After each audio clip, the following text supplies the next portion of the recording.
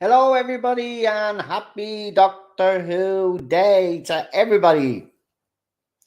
You know, I didn't think we'd be this positive when we got to this 59th anniversary because of the last 5 years, but we look to the 59 years and we have a little bit of optimism for the first time in the fandom in a very, very long time.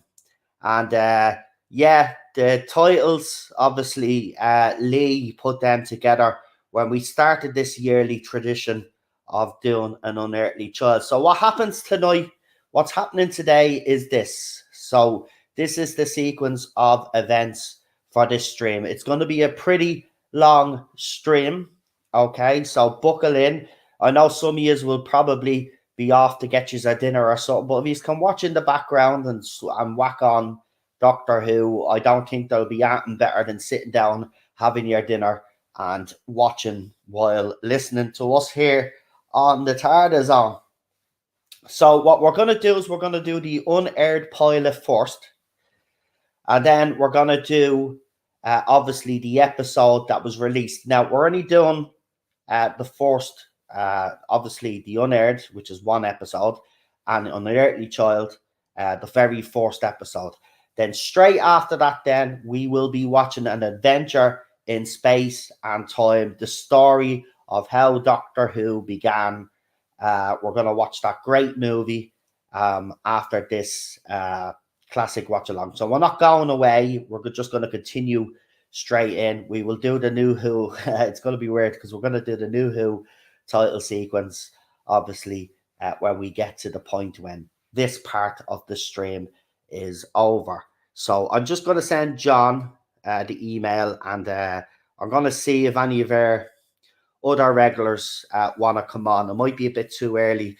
The reason why I'm doing these streams early is because I want to, at night time, you know, I've made a promise to Cheryl that I'd spend more time with her, because in fairness, I have let the channel take over quite a bit. So I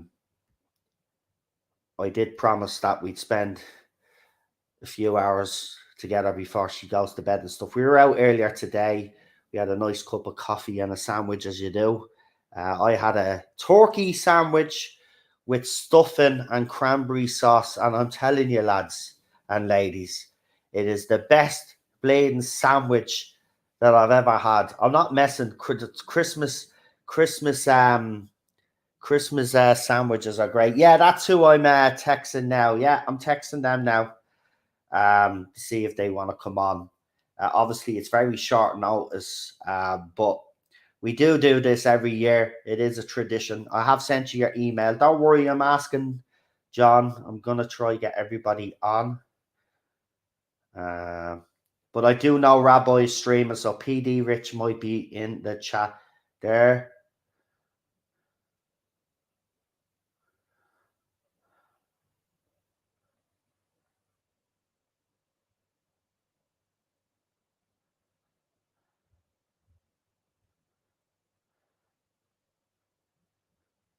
Right, hold on, I'm just texting there. Then Lee. Let's see. We'll do the shout outs as well.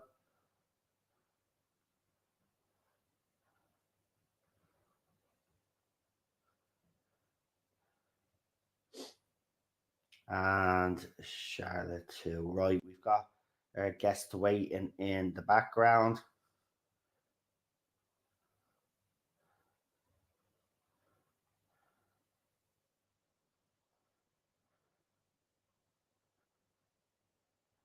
Right. We'll just see if we get any replies. So let's see who's in the chat first before we bring on our guest. Right, so we've got so Hildian Lee is obviously coming on. Of course, he was going to bleed and come on. So everything. See, because I went out with Cheryl and stuff, I just decided to do this on the fly. I wasn't even gonna, wasn't picking a time or anything, because you know.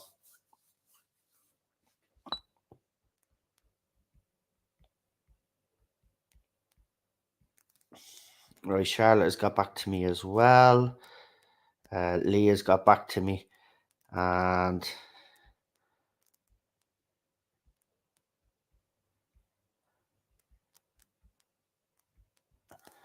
right. So we should have Lee here now in a second. Right, give me 5 minutes just to get home from work, says Charlotte. Of course, man. Of course, we're not going to start yet. We'll obviously have a little chat about the events that have happened so far, and we'll talk about obviously Doctor Who and its 59-year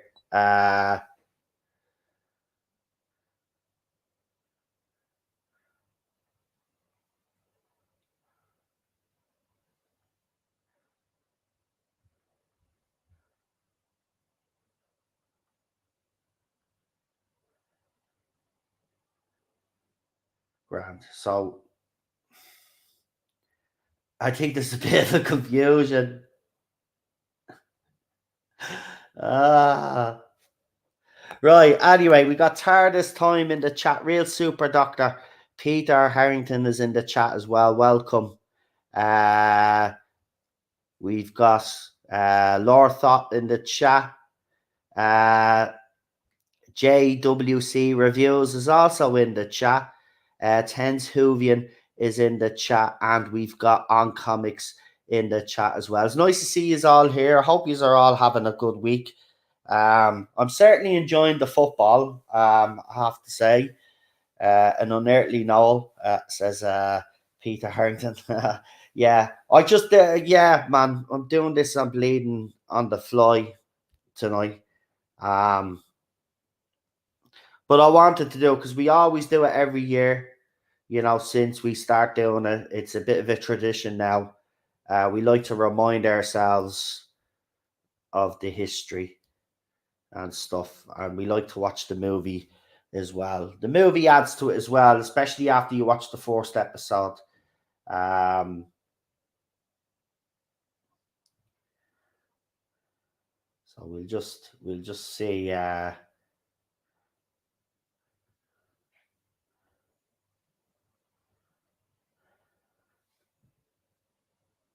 Yeah. So we're just waiting on a few people because obviously I didn't give.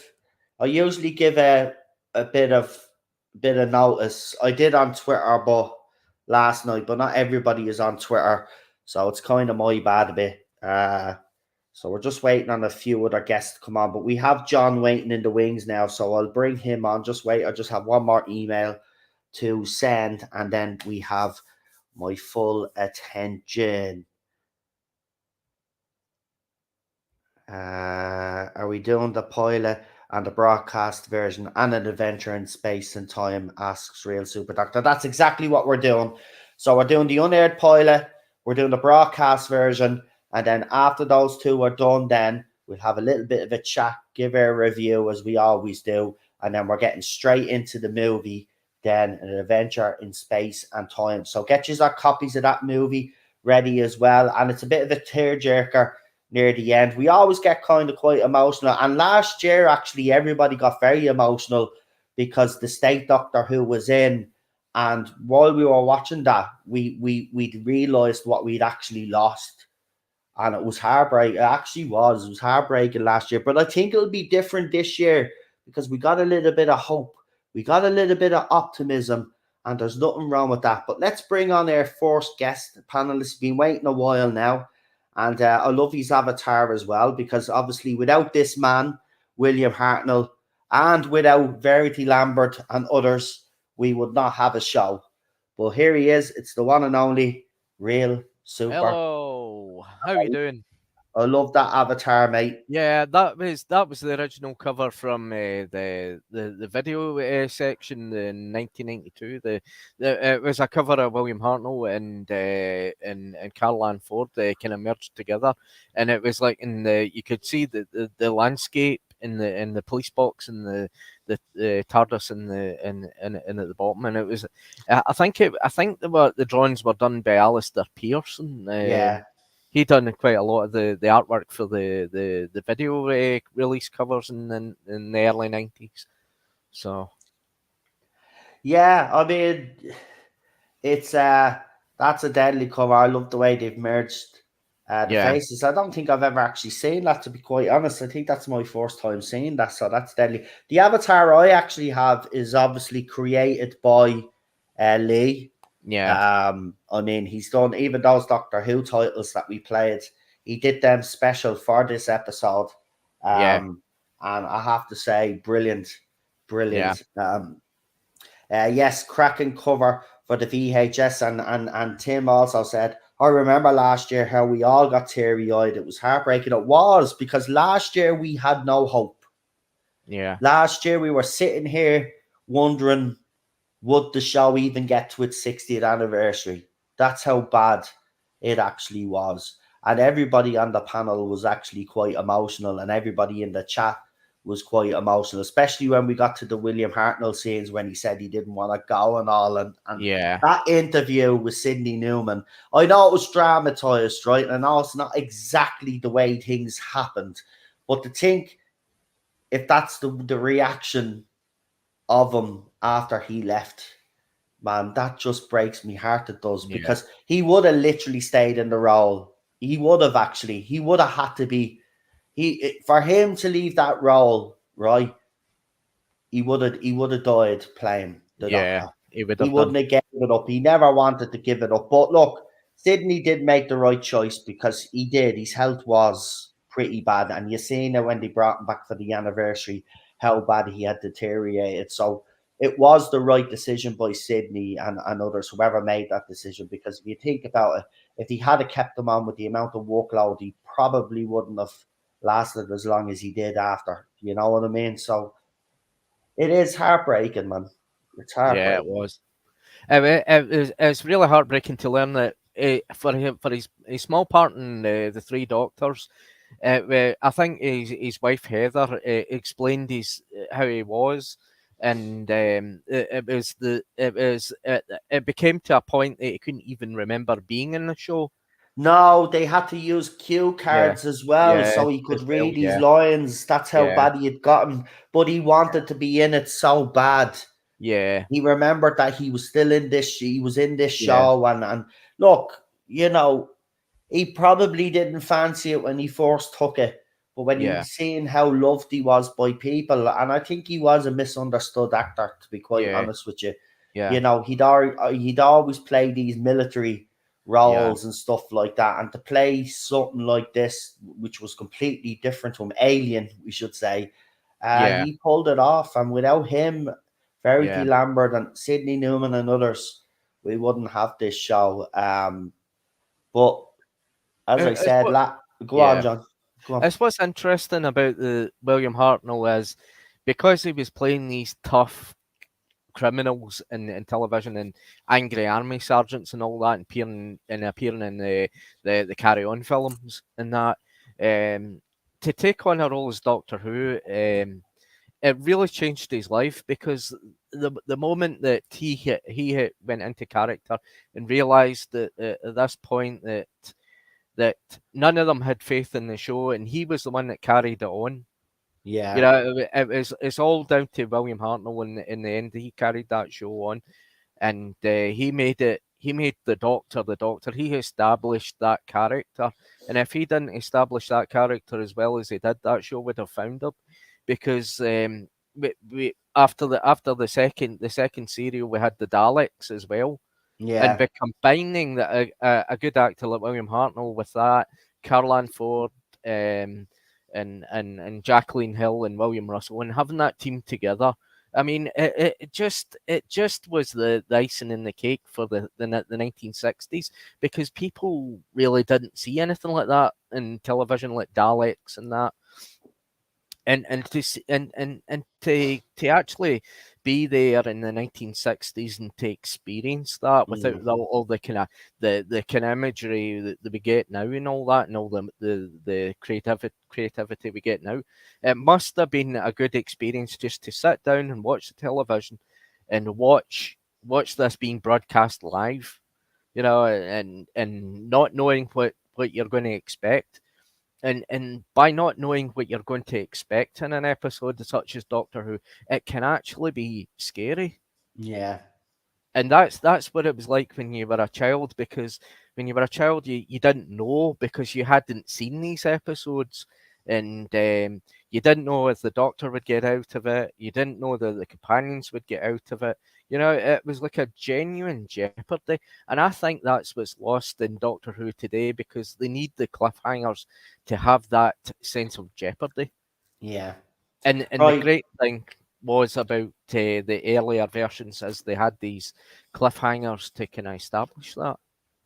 Right, we've got Charlotte waiting in the wings. We just lost Lee, so we'll Oh, see if he comes back. But let's bring her on. It's the one and only Queen Charlotte. And for you panelists as well, actually, I've put something in the private chat there. If you know what I'm talking about, you will see what I mean. If you need it, it's there. So Queen Charlotte is joining us. Welcome. Hello. I know it's on the fly, and I know I didn't give any notice, but I've been busy. I've been spending a little bit more time with Cheryl doing stuff, and yeah, I've just been very busy, to be quite honest with you. It's all So we right. did it on the fly, but thanks for popping in, because I even said it to Lee as well. Lee did it, and Lee was like, "When are we live?" I said, "Now," and he got, "What?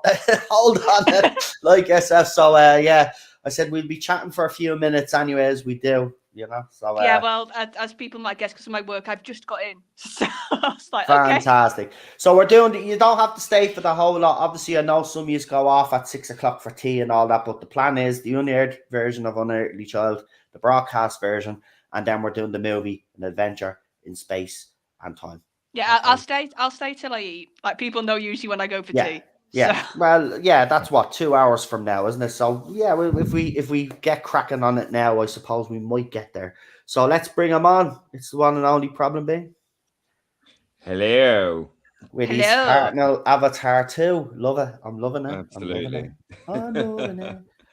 Right. As I said, I've sent PD a message, so we'll see. He could be in work because it's only 4 o'clock, so we'll see. I don't think he was there on Rabbi's stream, so if he pops in, I've sent him his email anyway. I've let him know. Anyway, we ready to go get this show underway. So if everybody in the chat, oh, we've lost We lost Yeah. each of them. John now. Oh, Internet again. First and we lost Lee, now we've lost John. So the internet might be a bit spotty today, folks.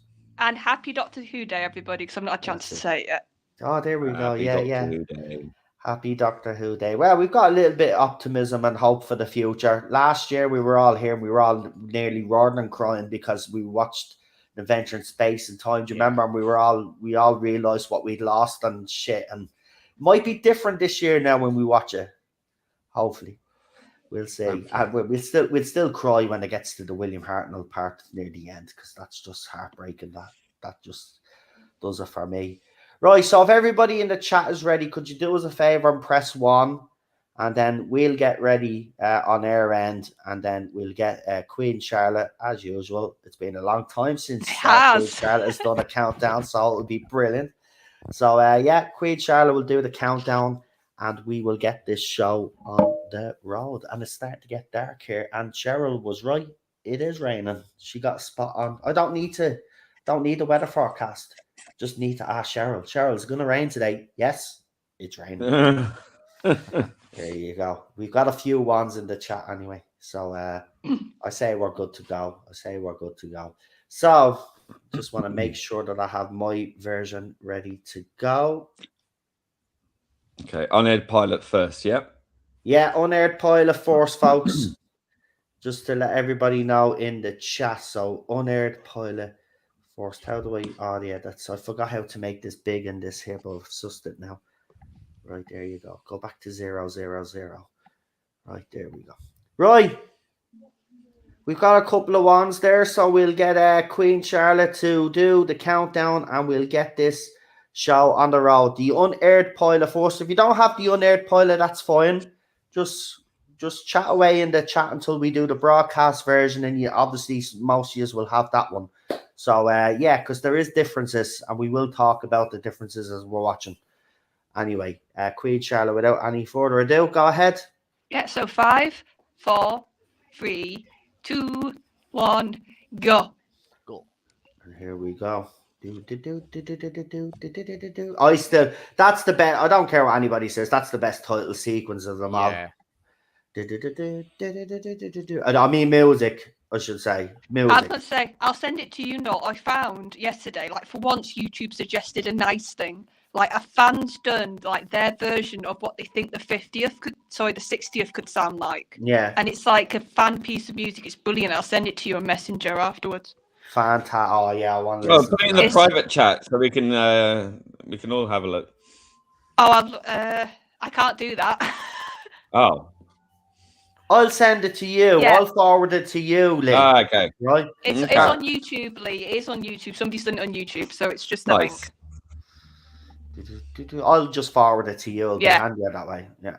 And it's lovely because you can tell obviously their inspiration, but it's new music. That's what I liked about it. It's not just somebody copying. It's somebody who's clearly heard past Doctor Who and is sort of doing a bit of a mixture on what they like. Nice.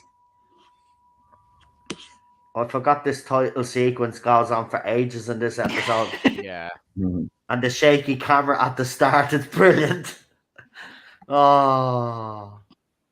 That's what I like about that's what I like about both versions. They just have this air of roughness about them, don't they? Yeah, Like this one definitely did. Yeah, they didn't quite know what they were doing. It was like, let's just have a go and see what happens. It really has that feeling. Yeah. I mean, this episode is not completely wrote off, I have to say. I think no. I actually prefer. I said I could say it every year anyway, but I actually prefer this version of William Hartnell's Doctor. Has anyone actually done like an edit of taking the best bits of each one and putting it together? No, I think that would work. actually, yeah. Holy Maybe I shit, should that do that. rain's really bad. Wow. You can I'm thunder tired rain. of the rain. Yeah, we got to. Did you not see the YouTube shorts that I done? I caught Yeah, two I've lightning. seen- Yeah, I caught two lightning bolts, man. Deadly it was. And I got wet. By the way, I got wet trying to get them, but I was determined.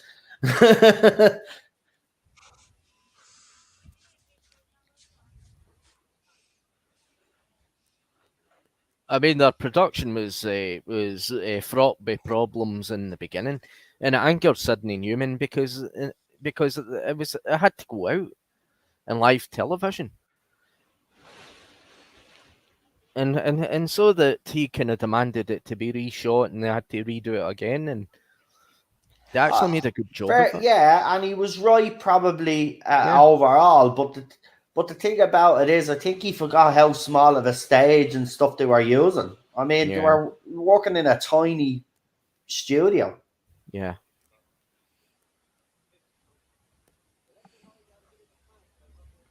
Because I mean, all the sets had to be built in Lime Grove, and Lime Grove was like a kind of small studio, and it had sprinklers and all that, and the studios would get too warm, and the sprinklers would come on in them, and they would get soaked.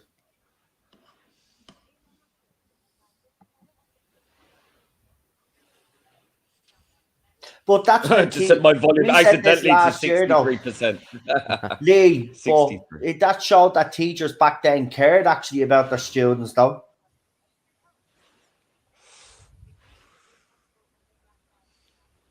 I mean, teachers did actually genuinely care for their students, like in their welfare.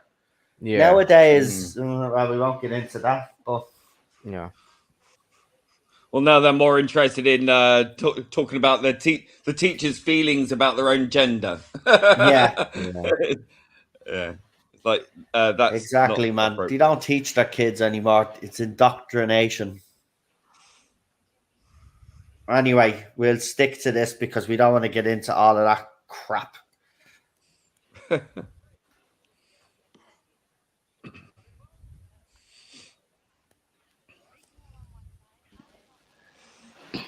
I mean, this show wouldn't have worked without her in it. No.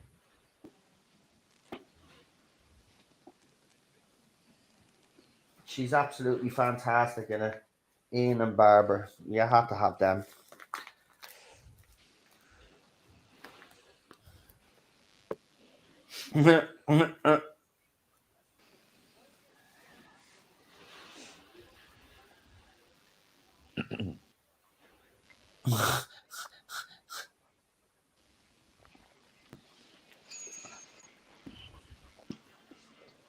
Yeah, and I think it was Go on, Charlotte.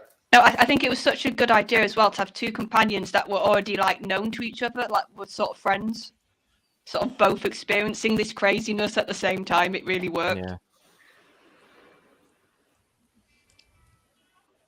Hi, Cinnamon. Thanks for dropping in. Maybe you can't stay.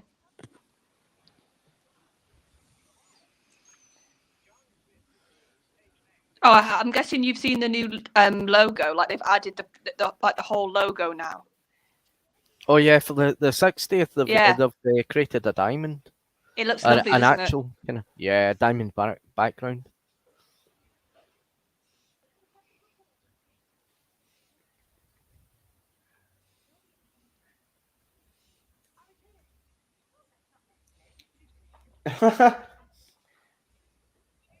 Cheryl can actually read that fast. It's fucking.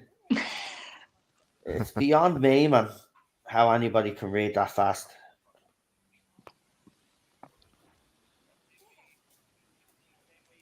I can skim read fast. I can't proper read fast. Oh, I can read fast myself, but the thing about it is, can you retain the information that you've read? That's the thing. But Cheryl can. It's weird. Like I have to read things at a certain pace, and then take a break to digest what I've actually read and take it in. But Cheryl can literally read a whole fucking. I should say I've got 3 chapters left, right? 3 chapters. Well, depends on the book, but if it's a book with big chapters, she'll get through them real fast, whereas it take me a couple of days to get through 3 chapters, you know? It's mad. She definitely had the 60s look, didn't she? Yeah. Carol Ann Ford. I thought that scene was quite weird because, I mean, it was like she was trying to create a bit of the title sequence there and the... Well, just in general, that Susan was so much more peculiar and like out otherworldly, wasn't she, in this version? Yeah, definitely. Could definitely tell that they were either that was Carolyn's decision or she was being told to act like that. Oh, she definitely played it well. I'm not gonna lie.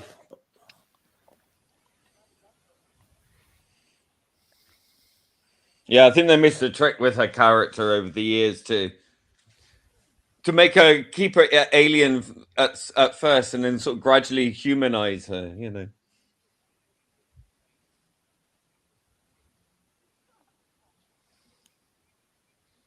But maybe they thought because the Doctor was so standoffish to begin with, they needed Susan to be the softer sort of character. Yeah.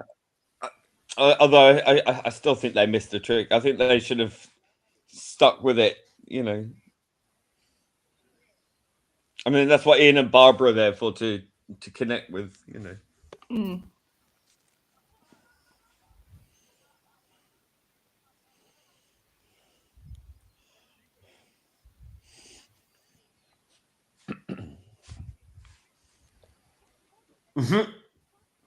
Yeah, spot on.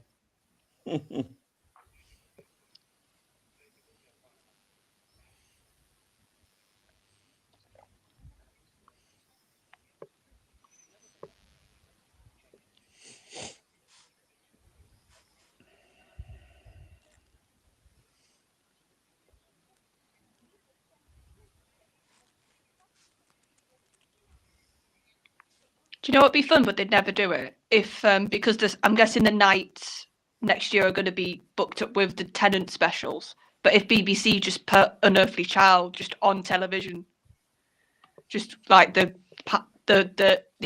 pilot that was the broadcast when they just put it on one night, that would be fun. But they wouldn't do that. Well, they did. I think in BBC was it BBC Four for the 50th. They put on the Unearthly Child Oh, did they? the whole serial. They done it from the Oh, they might do that 2000 again then.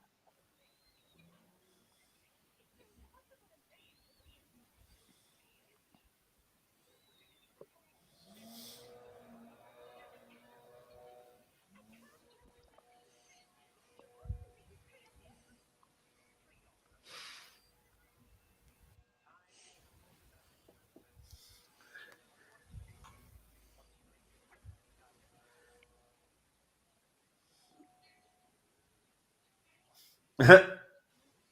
This scene in the car is actually deadly though when they're doing the flashbacks as well. It's very well put together, I thought though. Yeah. Mm.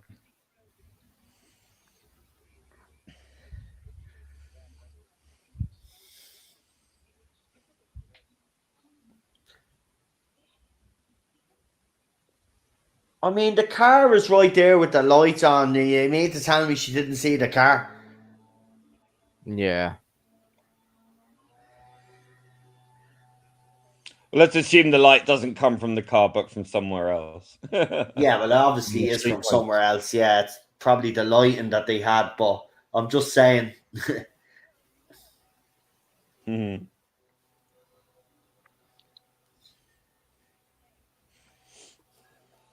Yeah, you're right. So go home.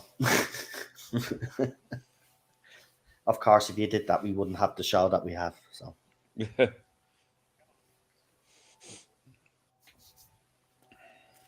It's these wee small things that make that the episode, because you see that they're going into that and they don't really know what they're getting into, and it gives the viewer that there's something really mysterious going on.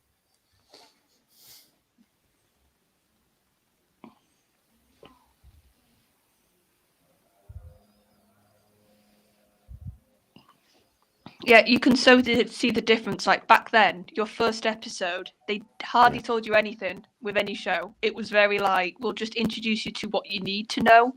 Whereas Yeah. now, it's like first episode, you get so much information, and sometimes I get fed up of that. It's just like, no, Yeah. just give me my main characters, and then gradually drop information. Don't just be like, first episode, okay, I know everything now about their life. It's like, no.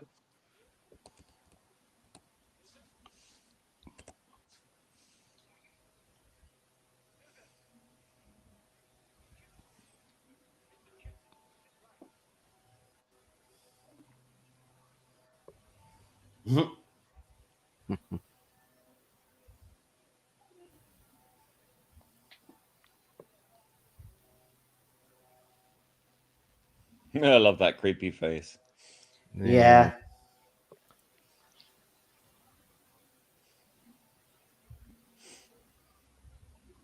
We never knew how iconic that police box was going to become. Hmm. It's such a simple idea, though, isn't it? Yeah. Yeah.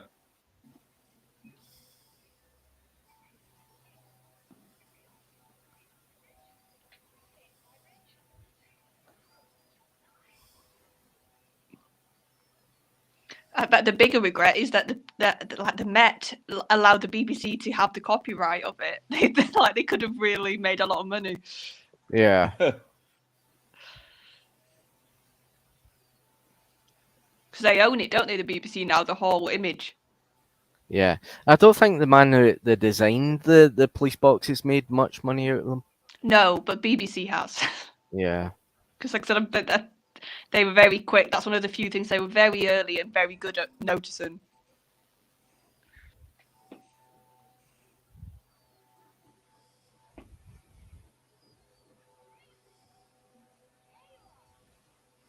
Hi, TARDIS Spider.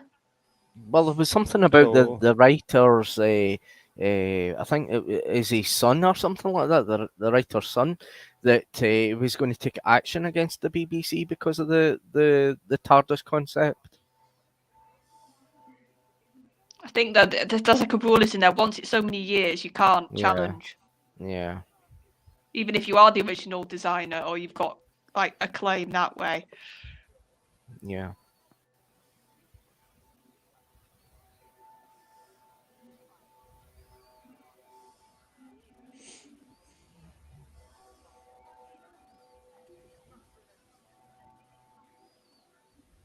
I love his darting eyes.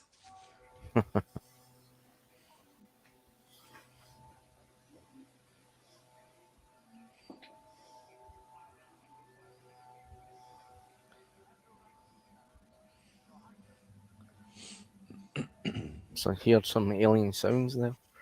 Woo.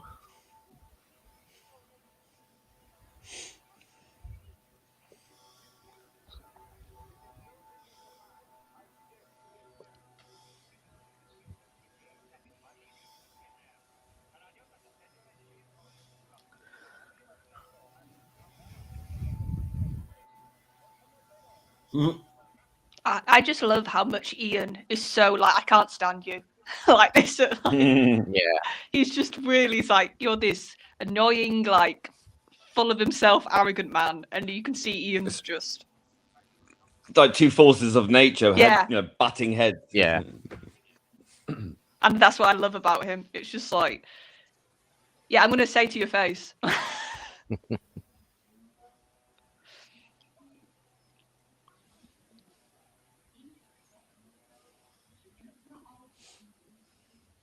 That's why I've said it a few times. I really hope at some point in Russell's run we get a full-time male companion that isn't just sort of a second place or sort of comes later on. I just want that sort of Ian type character again, if I'm being honest. Well, we don't really know much about Ruby Sunday yet. But it looks like she's going to be the first one, doesn't it? So that's what I mean. Yeah. I'd love just to have a proper, without it being like connected to the female or just Yeah. because maybe in like series 2 of Shooty we'll get one. I'd love that, but Yeah. I understand why he's gone with Millie because it's traditional and he's gone with Yeah. what works. But a bit of me is just like, I love Ian, I love Jamie. I Yeah. just would love a companion a little bit more in their mold. No.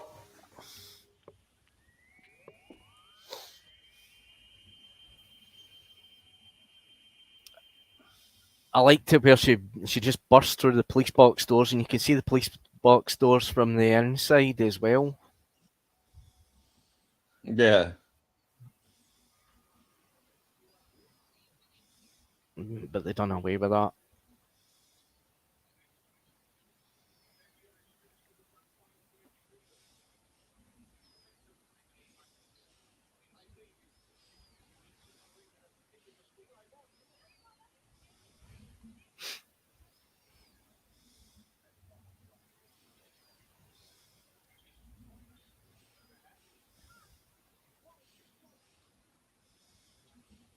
You stupid child.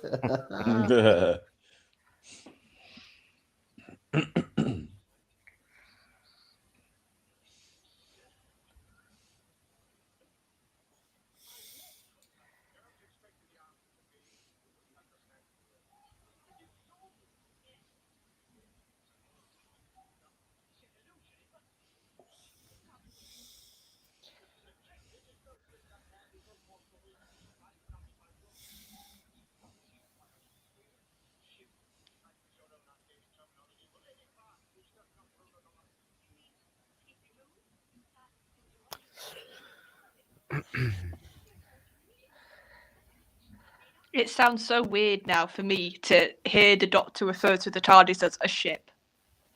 Yeah.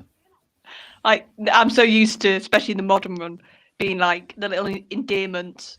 So now to hear that term, it's like, oh, that feels odd.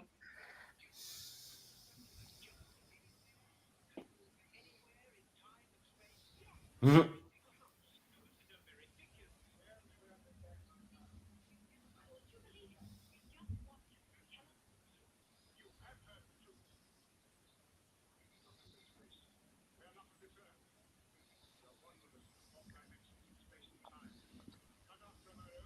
Great shot. Yeah.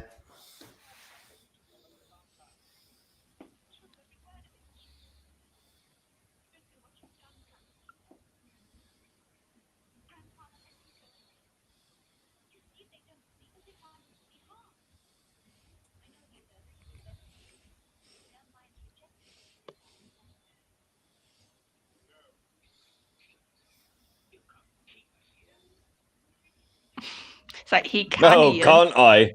He can.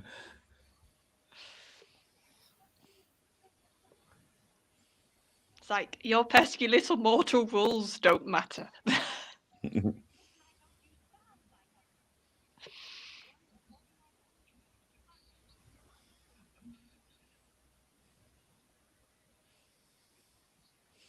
It's funny how the Doctor Who uses centuries as a measurement of time. You know, you think, well, that's Earth centuries, isn't it?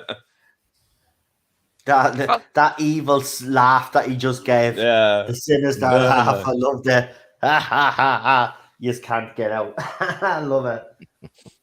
Yeah, I refer to it as his pixie laugh. It's like, literally, it sounds like to me some sort of fairy sort of creature that is just knows it's in control and knows it can do what it wants.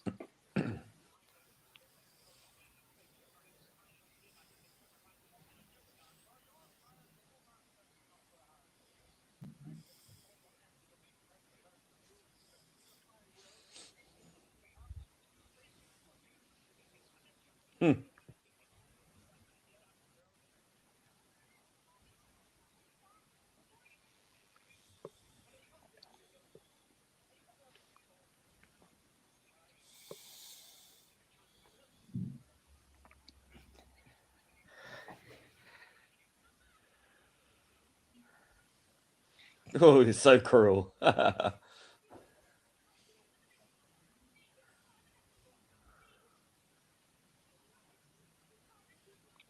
In fairness, I can understand why Sidney Newman was like, nah, you have to reshoot this because he's literally going to kidnap them here.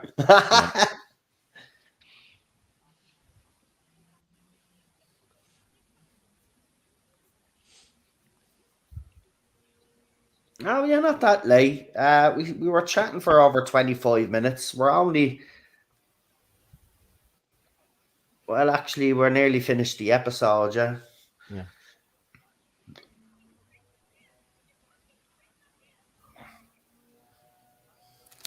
I cannot let you go, school teacher. Yeah, love it.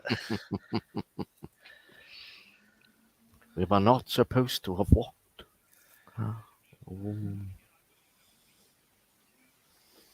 He was like, I was happy being a little hermit and nobody knowing who I was, and now you two have ruined it.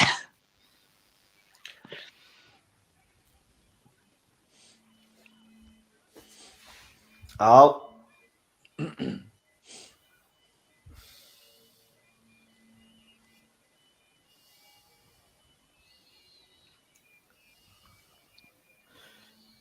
It's the other parts of the TARDIS, the background they had to get rid of for the remake of An Unearthly Child. Why did they have to get rid of them, Super Doctor? I think that they found it was kind of a bit too cluttered or something like that, or they just decided that they kind of had to kind of make way for for like the lights in the background, like the computer lights. So like a bit more streamlined almost, just to make it a bit more clear. Well, basically because the first episode, the pilot episode that they made cost an awful lot of money, and it also cost a lot of money to kind of reshoot it. So they were basically out of the money when they had to reshoot it because they had the next serial to come after that, the Daleks. Yeah, and that would have been an expensive one. Yeah. And can we just compliment how alien the music is? Oh, it is really, really creepy.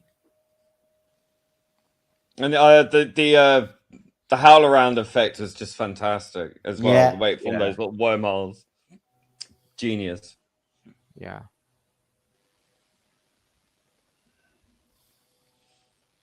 And there's that famous shot. Yeah.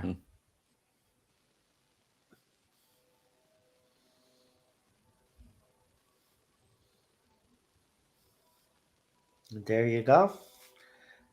It's actually weird because this pilot was over a minute and 40 seconds longer than the aired broadcast version. So they even edited out a bit of a couple of scenes as well, it looks like. But I don't know. I actually like this first episode. I I can understand why Sydney and others made the decisions that they made on this episode, but it was pretty good. What do you guys think? Yeah, it was a good first attempt, but as it was, you couldn't put that out live because there were so many flaws in it, from the acting and the reading out the scripts and that. Um, William Hartnell's performance as the Doctor, it was too stern and too scary. It was too abrasive. I mean, the children watching it, they'd be really scared of that back in the 1960s. So I could see Sidney Newman's wanting to kind of tone down the kind of character to make him more kind of friendlier. You know, like they made him this kind of whimsical, often clownish, kind of soft grandfather figure. But as you see that in the later episodes of Unearthly Child, where where where where they're involved with the cavemen and the wounded cavemen lying there, and the Doctor grabs up a stone, and Ian just about stops him, and he says, "What are you about to do?" And he says, "I'm going to get him to draw our way back to the TARDIS." And that scene, I think they kind of abandoned that afterwards. Because because they wanted the character to be kind of more friendly, like a kind of hero kind of type. Charlotte? Yeah, I can see more the changes with the Doctor. I can see more sense in because with Susan, I think you could have had her being that sort of alien, weird character. But I think with the Doctor, they knew this is your central character. This is the one that the children are going to look towards. So we have to make him. He can be stern, but there's a limit, and I think they were very aware. And I think you've also got to remember when Doctor Who started, it really was seen as a children's show. Like now it's not. Now it's fully become like family viewing. But back then it was a kids' show. So Yeah. all the decisions, that's the mindset they had. So I can very much see why Hartnell's portrayal here was a bit too much. And they just went, no, let's have another go. Keep some of the sternness, but just soften it a little bit. Make it a little bit less. Like you said, the way he treats Ian and Barbara, it's like, yeah, I'm going to just kidnap you. I'm just going to hold you in my TARDIS. It's that's not an easy thing to sort of tell a child. That's your hero. So I can understand it. But I like Susan, though. I wish they would have kept the Susan from this version. Yeah, into she was more alien in this one than she was in the other one, wasn't she? Yeah. Yeah, And I think she got her spot on. I think you could have done that with Susan's character because she wasn't the central one, so it would have worked. So that's what I think. Yeah. Lee? Yeah, I agree to a point. I think primarily, I think the main concerns with the technical output than the performances. Although I think when they did sort of review the performances to tone it down, that was the opportunity given to them. I think mainly from the technical problems with the actual pilot. I don't have a problem at all with the Doctor being sort of more alien and mysterious to start with, but I think what they did add in the Ed version was a more mischievous element to his character rather than just being cold and standoffish. There was a sort of playfulness to him, which is something we saw him sort of grow into as time went on. Having said that, I do like elements of the more stern, harsher introduction to the Doctor because it does sort of keep you more guessing. But I guess, again, it's kind of contradiction with the sort of mischievous elements that we see in the Ed version. So I'm kind of a bit torn there. Totally agree with Susan.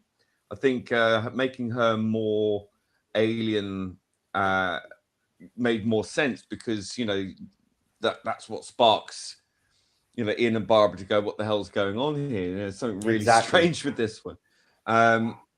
And she has this kind of very, when she's dancing to the music, you know, she's got that very ethereal elegance to her, which is very alien and very cool.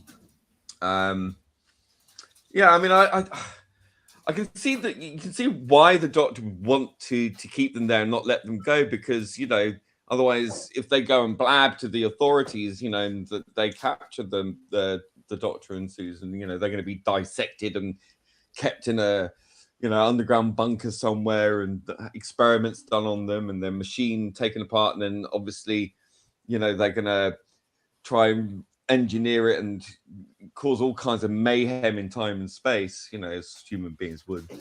So yeah, you can understand his motivations, and you can explain his more abrasiveness by perhaps being one of caring about his granddaughter, but also caring about the technology getting into the wrong hands and things like that, and he's being very protective.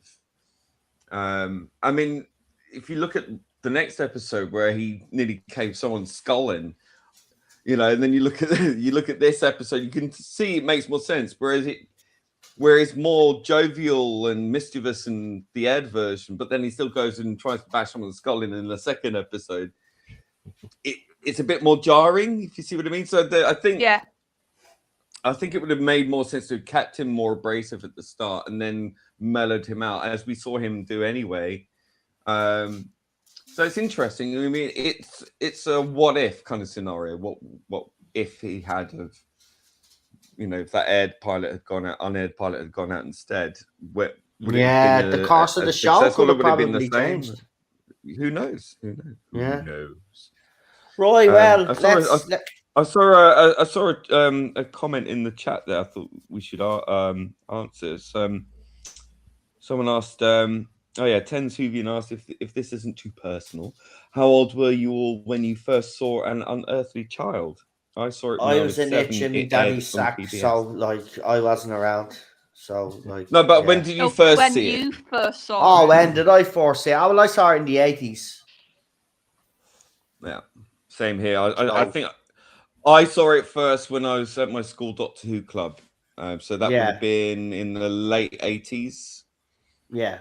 Yeah. I think I watched it about 2 years ago for the first time.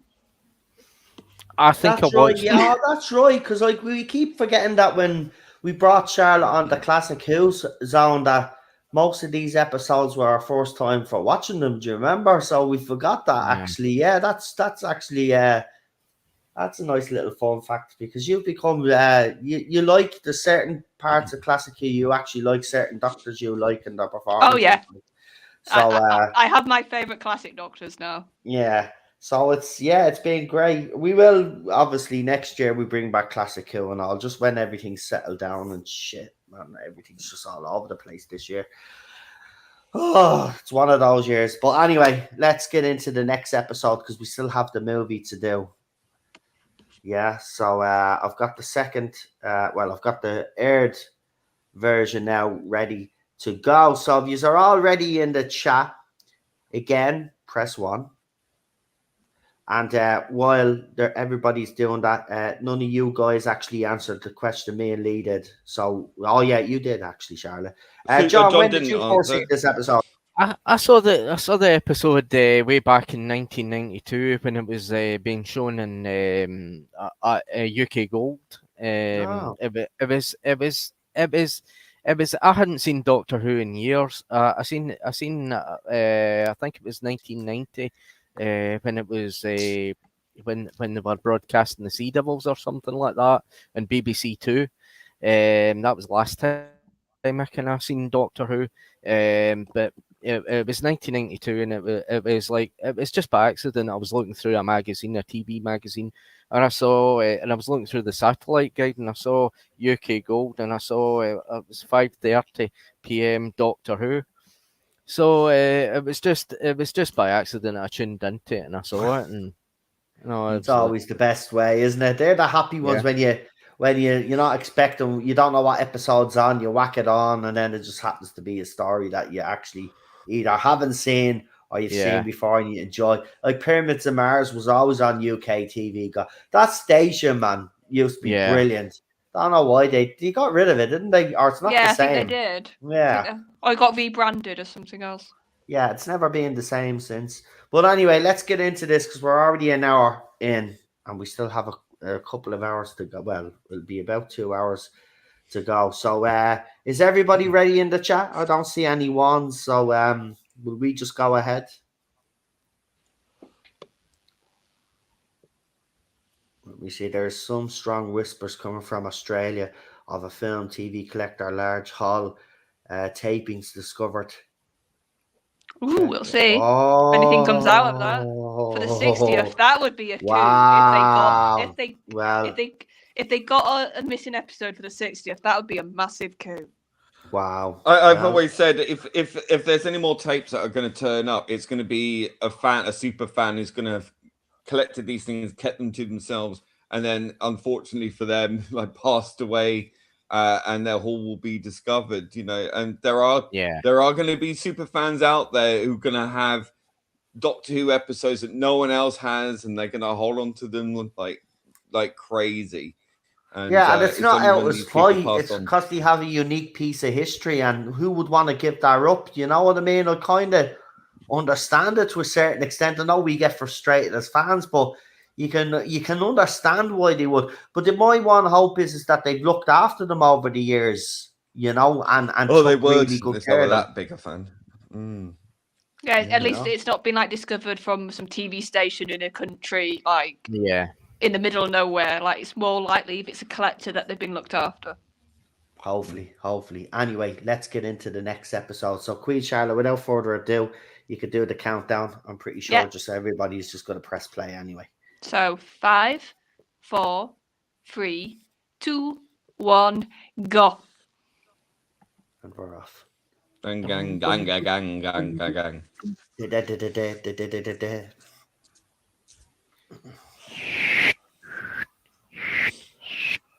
Beautiful. Do.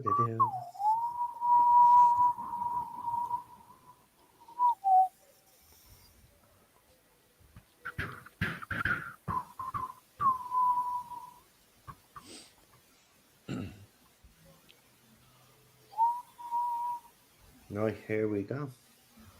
Yep.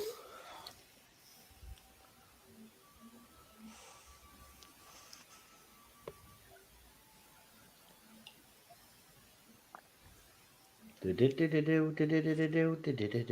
not a very good police fucking officer, though, all the same, is he? Yeah, no. I think he's a typical Bobby on the beat of that time period. Just doing what he can.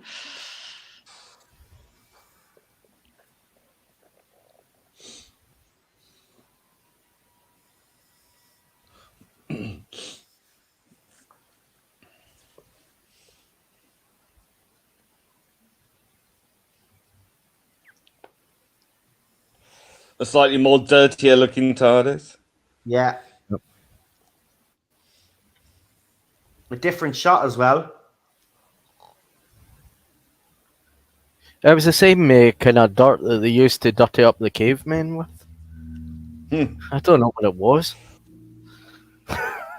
Well, they could have used real dirt because it's proper dirt, Yeah. Probably would have been cheaper as well to use proper dirt. Yeah, exactly. Just go outside and dig up the grounds of the BBC. Here, rub that on your face. Yeah. just get some runner to get a bucket and like a bit of something and just dig it up.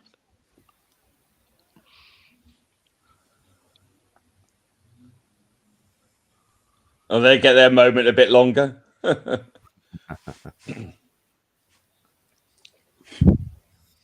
Oh, so Darren just said, yes, the film collector has passed on. Condition rumoured to be pristine. Another collector intervened, he said, for that Australian stuff. Yep. It sounds about right. Just as I suspected.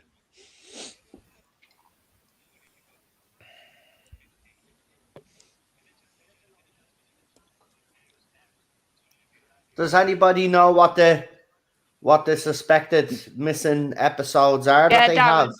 So do we know that much? Do we know a possible title or doctor? I mean, what's that one that everybody keeps banging on about that everybody wants? Which one is it? It's not the Romans. Oh. Marco Marco Polo's a big Polo. one.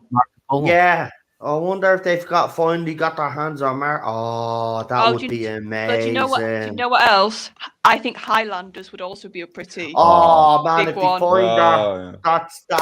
that's the story that everybody. Oh man. Because that's a companion introduction one. That's what I'm thinking.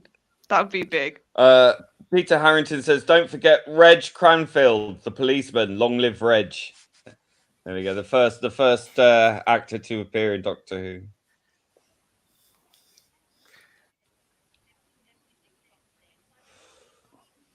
Yeah, he could have done his job better. Though. As soon as he left the door opened, I'm only messing. I know that's the way they did it for the episode.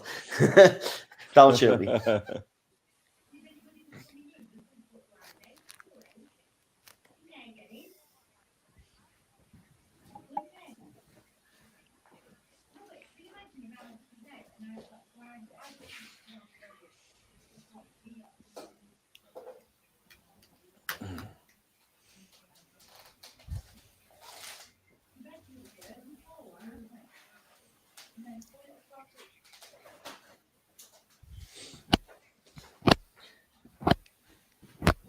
Yeah.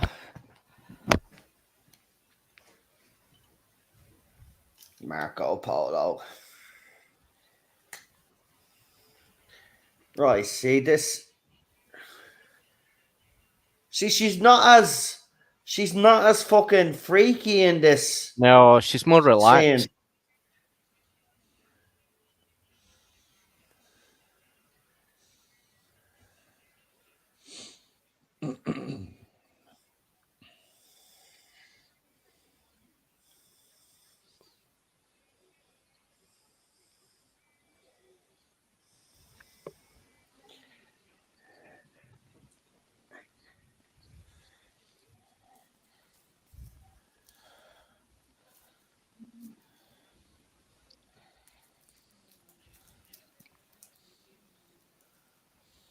Also, I've always thought it's a pretty brave move for like your first story to be historical in the first place, but to be cavemen. It's Yeah. like that is not an easy thing to do at all, writing wise, or to like get people's attention.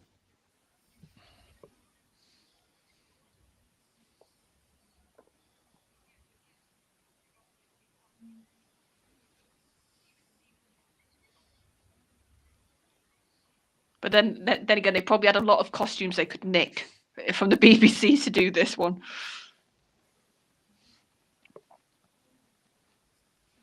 I was hoping RTD would drop something for Doctor Who. Yeah, I was hoping that a bit as well. Just a little bit of nothing Well, big. there's still plenty of time, obviously, but I doubt it. That's not right. She's reading the book on the French Revolution.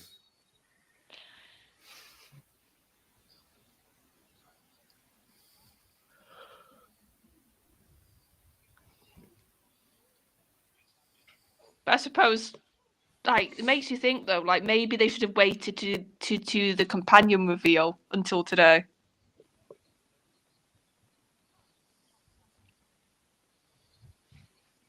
Because nobody was gonna leak that name, Millie's. Like, nobody would have done that, so they were safe to keep hold of on it.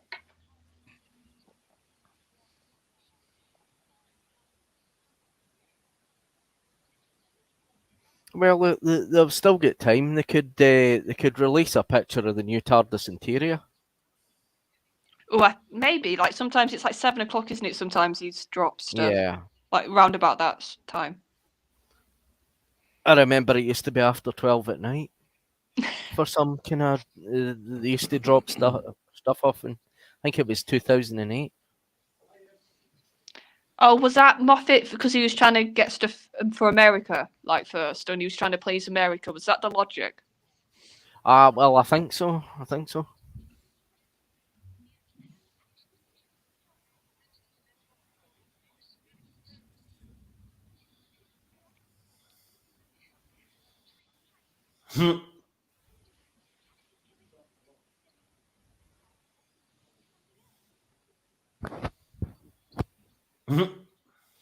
No, my guess for something that could have dropped, we'll see. My guess was Shooty's costume.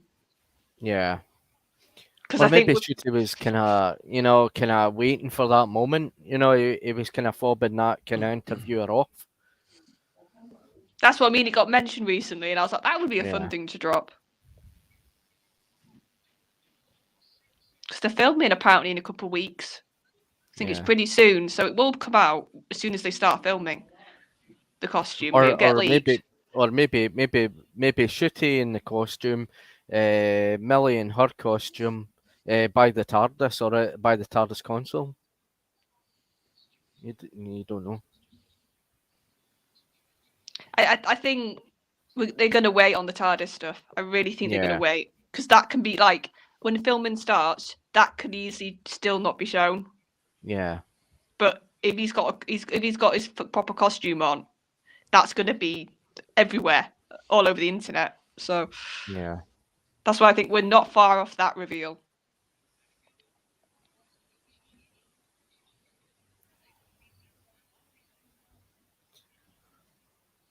And we don't know how if RTD is going to keep that TARDIS in X area, or he's going to have his own. I've got a feeling Tennant's going to keep it. Yeah. It's definitely going to be kept for the 60th. Yeah, it's going to run through the specials, is my feeling. Yeah. And then I think Shooty probably is going to get a brand new one to go with the inside.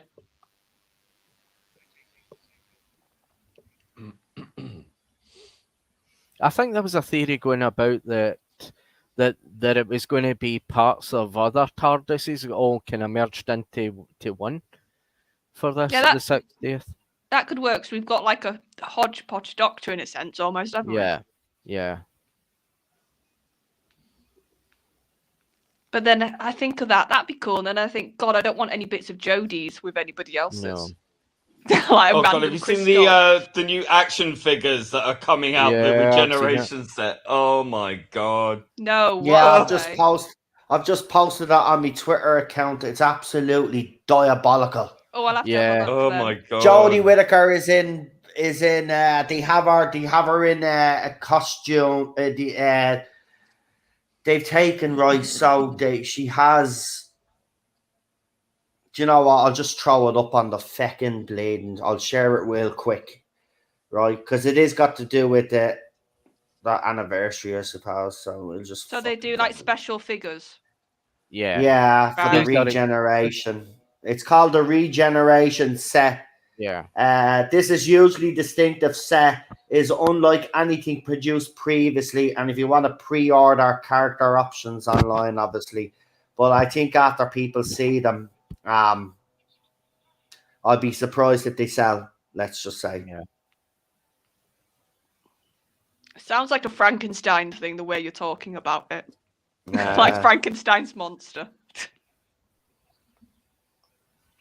I mean, I don't know why they have Jodie Whittaker's Doctor in Scottish trousers. That was she's not Scottish. Kind of Patrick Troughton's trousers. Yeah, he had the checker, didn't he? Right, here we go. Have to say, looks like Jodie Whittaker and David Tennant. I'm not going to lie, but I don't think the Tennant looks like Tennant at all. No, the face doesn't look right at all. I don't know. Maybe it's just the angle I'm probably looking at. Hold on. Here we go. Anyway, as long as I haven't messed up my map, I'm happy.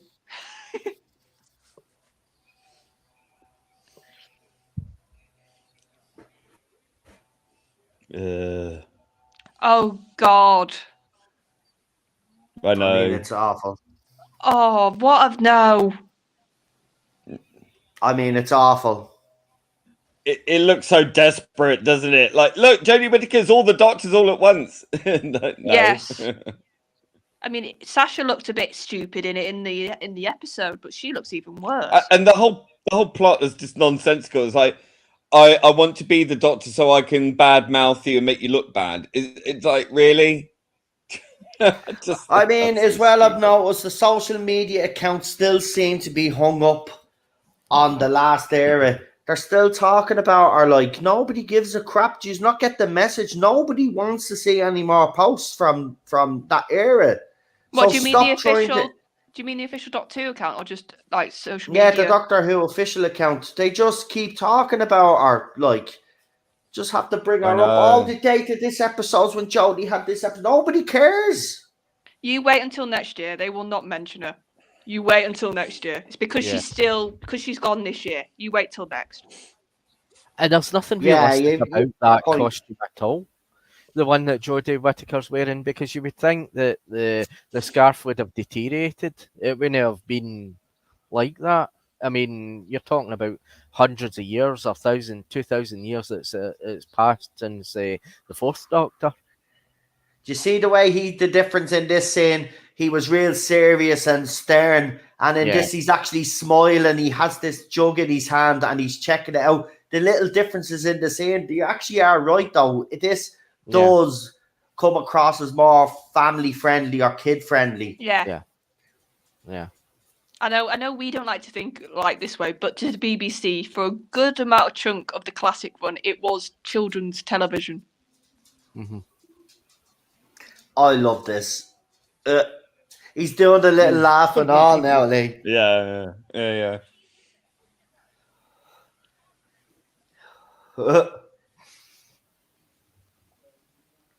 Different angle as well. Yeah. Actually, did you notice that them running in? She's wearing something different as well, isn't she? Yeah. Yeah. And him telling her to close the door as well. I don't think he told her to close the door in the other scene. Yeah, this would be difficult to edit. Yeah. But you see the way he's talking to her, compared to the way he was talking to her in the first one, he was actually shouting at her, "You stupid child." You stupid child. Yeah. Yeah, you can definitely see they were pushing a lot more of the grandfather in this version.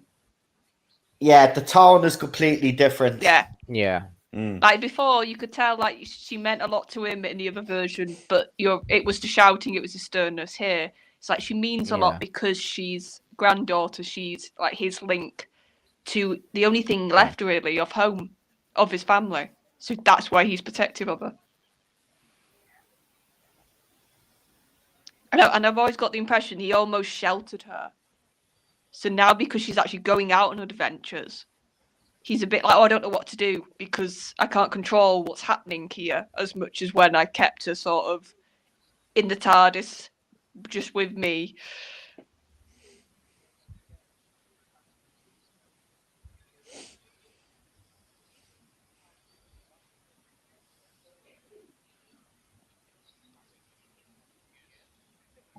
This is a completely different line. Yeah.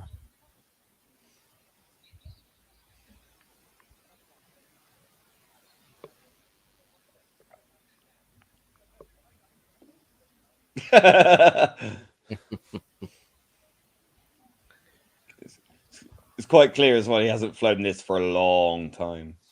Yeah. Right, just to let you know, apparently they've started filming for Shooty's era now. Wow. So, if we were to think logically about the next announcement, it's got to be the costume. So don't be surprised. It's only 5 o'clock. Don't be surprised if we get something, RTD drops something, because it is Doctor Who Day. I'm pretty sure he's put up a post already. He would have. They could have dropped something on Instagram. Oh, we would have known about it. If anything of weight, we would have known about it. Yeah. If he's just obviously, I don't know if it's outdoor filming because we haven't seen anything from fans yet, like we did for the 60th. So we just have to wait and see. But very exciting now that the filming has begun. Brilliant. Can't wait, man. Also, it's like, what's Millie going to be wearing? Like, I'm intrigued about that. Because Rose was like so of her time. You think of what she was wearing in that first episode. Yeah, exactly. And our clothes did change throughout. I mean, the companions' clothes are not going to be really the issue, but people will be eager to see what she wears for the first episode at least. Yeah. Anyway, but it's Shooty's costume now. It's all down to Shooty's costume now. And if you get the costume spot on, we're away. We're away. Here we go.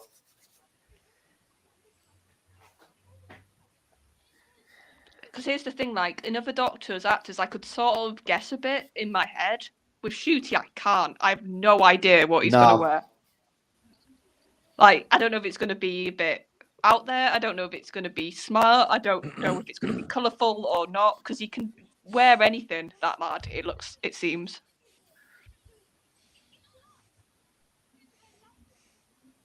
Oh, wouldn't it be funny if she wears ripped jeans? Yeah.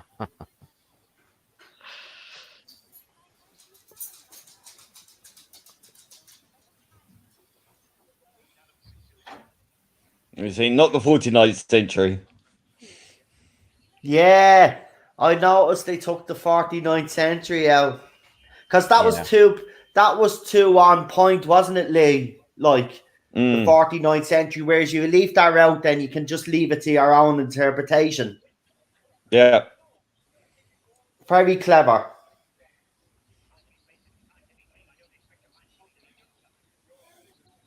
I love the way It's he a said great that, line, man. isn't it? I love it. Great line. Yeah, you could see why they made the changes, but I still personally I do love the first. I love the unaired pilot. I do. I'm happy that we've got it, that it didn't get lost. Like, we can watch it. That's the big thing I'm happy about. Because as we just talked about, BBC are notoriously bad for stuff. So it's like the fact that they kept it and we can watch it now is still quite amazing.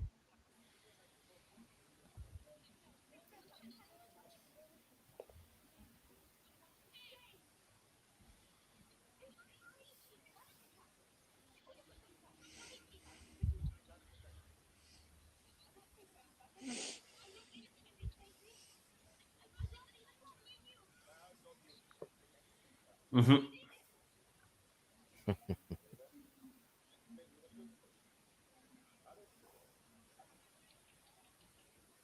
But that's another thing I like, even here. That's why I don't quite like Susan could be a bit of a damsel at times. I'm not denying that. But she also had a bit of fire about her. And you're seeing it even in this first episode when she is trying to like fight for Ian and Barbara. She is trying to defend them against the Doctor. Obviously, she doesn't get what she wants, but you're seeing it even this early on. There is a fight in her. There is a bit of something. I love this shot.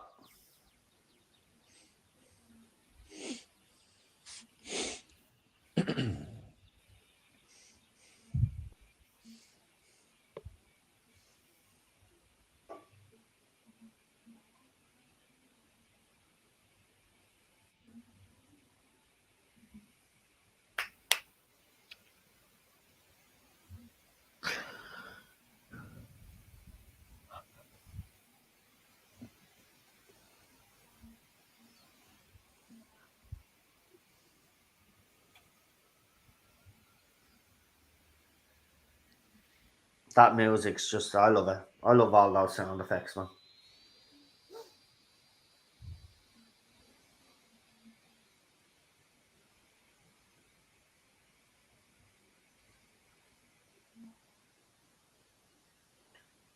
And this iconic shot again.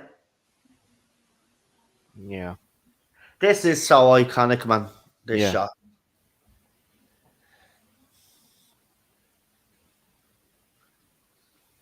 It's one scene that has never happened in Doctor Who ever again. It is the TARDIS and takeoff rendering the companions unconscious. I put it down to the TARDIS being out of practice for a long time. Yeah. Yeah. And the Doctor on top of that. Well, look at Yeah, that. definitely. Ah. Great. You know, I'm backwards and forwards on this now. Yeah. Now I've Because you can rewatched see it the again. differences. You're right though. If you were I able, kind if of you were good prefer enough this to one edit, now. yeah. But if you were to edit like you said, if you were to edit the best bits out of the unaired pilot, Yeah, into I the- think though, because Susan's got a different top on, hasn't she? So Yeah. that makes it really difficult. and she's acting different. I think she's acting more human in this episode, where Yeah. she did She act is. alien in the other one. So if you took those scenes and insert those scenes into the broadcast version, I think, she would come across as a bit more mysterious. She came across as too human in this episode, in my opinion. But yeah, I think Lee is right. You added the best parts of each into one. You would have, look, it's iconic. The aired version, the broadcast version is iconic. It's still brilliant. But it's just a pity that certain elements of the first one that he didn't air weren't included in the broadcast version, because I think it just would have elevated it a little bit more, to be quite honest with you. But look, the rest is history, so I can't complain, really, can I? But go on, Lee. You were saying something there. Sorry, I did cut across you there, but go ahead, No, it's finish the fine. rest of your point. Yeah, I mean, last year when we did this, I was more adamant that I preferred the unaired pilot. Now I just don't know. I think what it is I mean, you can go backwards and forwards on this, really, can't you? It really does depend on your mood, and sometimes you like seeing a more spikier Doctor, sometimes you like seeing him more jovial, but really the elements of all the incarnations of the Doctor are right there in this performance in the aired version. He's not as cantankerous. He is a bit more playful and a bit more forgiving. Yeah, I mean, it would be interesting. I mean, like, to do a re-edit, but as I say, the problem is that, you've got a lot of different lines in there and a lot of different. She's wearing a different top, I think, isn't she? From what I can. So I mean, yeah. I don't know. I still like the more alien Susan in the school. So if I was to do an edit, I would definitely edit those scenes a bit more. Yeah. But yeah, I think it's definitely the hallmark of Doctor Who. I mean, they really sort of sorted it out. Technically, it's more sorted. Ian's pratfall was a bit weak, maybe. Yes. That's probably the downside of it. But yeah, I think it's definitely more polished, isn't it? Absolutely. Right. Well, I'm getting we're getting the movie ready. So this movie's 83 minutes long, so hour and 23 minutes. So I'll probably have to jump off at some point. Yeah. But what we'll do is we're gonna get ready. So I have to do this first. So this is gonna be weird because I've never done this before, but we have to. So and just go on. I say, and it might be weird seeing Sasha now in this. Yeah, We're used to seeing him as the master. Exactly. We'll get to that now in a second. We'll be back in a couple of seconds, folks. Join us then for that.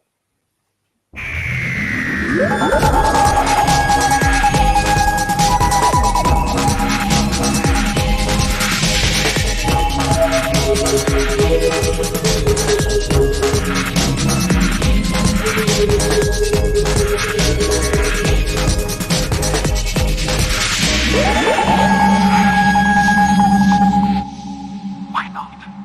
Just to the end. Just be kind. Right, you're probably wondering why I played that. Well, this movie was kind of made during the New Who era, so that's why I used the New Who title. So if that confused anybody, anyway, we do get a cameo from Matt in it. We do. Yeah. So that's why I played that one. I actually have to upload the classic Bleeding trailer onto the StreamYard. I'm surprised I never did, but there you go. Anyway, we'll sort that out. But yeah, we're here now to do an adventure in space and time. So if everybody in the chat has their copy ready, we want to kind of get this started straight away, because obviously some people will be leaving the panel to have their tea and stuff. So yeah, if you're already in the chat, please press 1. I've got the movie ready to go. You guys got the movie ready to go and all? Yep. Yeah. I just want to make sure that I actually. Yep. Okay, I've got it ready to go now, don't I? I do. You think I would have had it ready to go before you guys, because, like, it's your channel and shit. Yeah. It's not buffering properly. Of course, it's not buffering properly. Why would it buff properly? Like, you know what I mean? Right, hour and 26 minutes. So, without further ado, I see 1-1. Everybody, I say, is ready anyway. So, without further ado, Queen Charlotte, if you want to do the countdown, Yeah. we will So get this done. 5, 4, 3, 2, 1, go. And Ugh. we're off. Oh, and Lee, I nearly wet myself when you had no Clark on and you did the whole go thing, like go. And he was Had like, to. It's tradition. I What? know, but he was like, and I was like, Lee's gonna have to explain this now to Noel Clark. yeah, thanks for that. You didn't have to do it. We got away with it. We got away with Oh, but I laughed so much. it. The start of this was deadly where your man was doing the intro. I honestly think because Mark Gatiss wrote this, didn't he? Yeah, and produced by Matt Strevens of all people. I honestly think this is one of Mark's greatest writing he's done for the this show, scene- at least. I think this is some of his best writing for who he's ever done. This scene is just this is heartbreaking. Even the Yeah. music, man. I love that the TARDIS in the fog. What a shot! That's how iconic that is. It's just a fucking phone box. Yeah.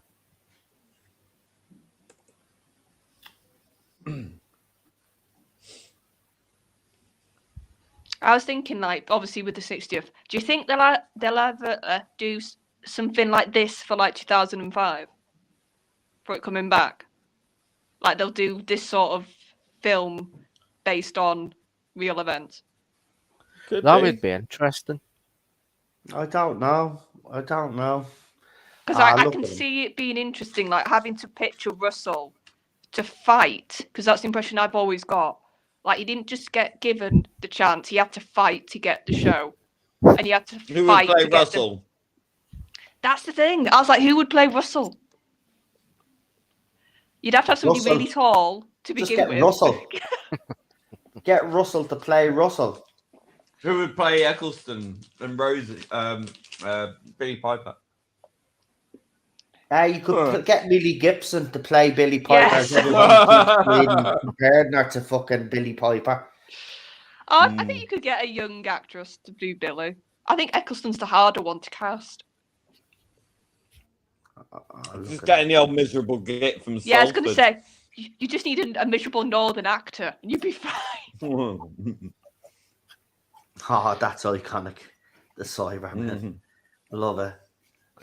Cyberman with a cigarette.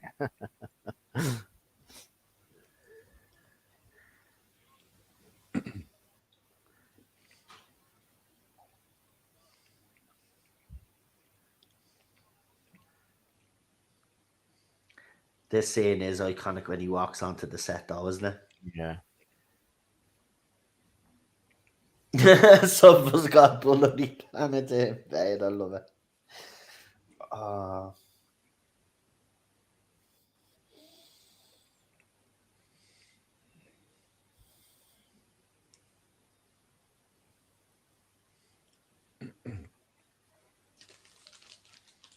Gorgeous shot.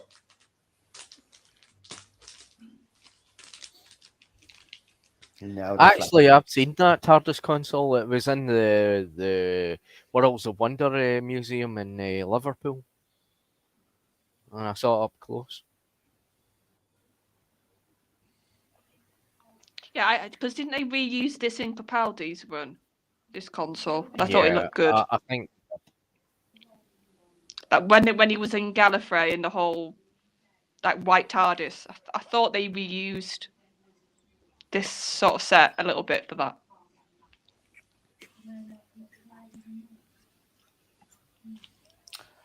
Oh, so this is the story. As mentioned on the live watch along, some leads to the large hall of classic film and TV recordings. Some of it was apparently thrown out by the collector's family, clearing out stuff. The late collector had a lot of favorite British TV shows, recordings, shows of ABC television since the 1970s, a time known to have repeated a lot of BBC black and white TV. More material from the estate. This is the fella that's actually doing it. I am clearing. This is one of the tubes of old hard drives, and there were crates and crates of burnt CDs, CDVs, and DVDs. I am really hoping some of the oldest material was migrated to digital format. So this fella is actually on Twitter, and he's Ooh. keeping people updated on what he has found. So the collector's family had actually gotten rid of some of the stuff, so we've probably already lost Oh, I some. knew that would happen. Knew it. But somebody at So least he's hoping intervened. that the boxes that he has retrieved, that there's some Doctor Who on that, but he has to go through it all. So it's going to be a slow and painful process. And, you know, it's probably going to take months before we find out anything. I'm pretty sure as soon as he finds something, if it's related to Doctor Who, we'll find out. But fingers crossed, folks. Yeah.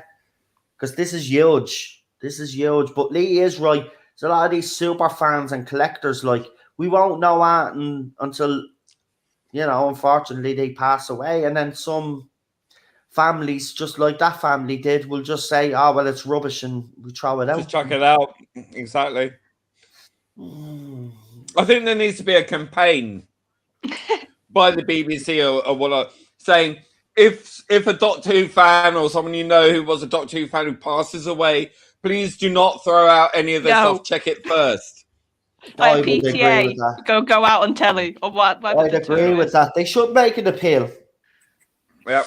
But they wouldn't. That's the thing. They don't care. We do, but they don't care. Thanks to fans. If it wasn't for fans, we wouldn't have any of these.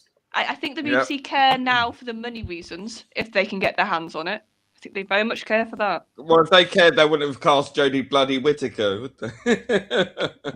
Yeah, but that was like 5 years ago, Lee, when they were really like full of themselves. Yeah, they were full of themselves and full of shit, and look what happened. Feck it anyway. And look, we have David Tennant back, folks. That tells you a lot. For 3 episodes.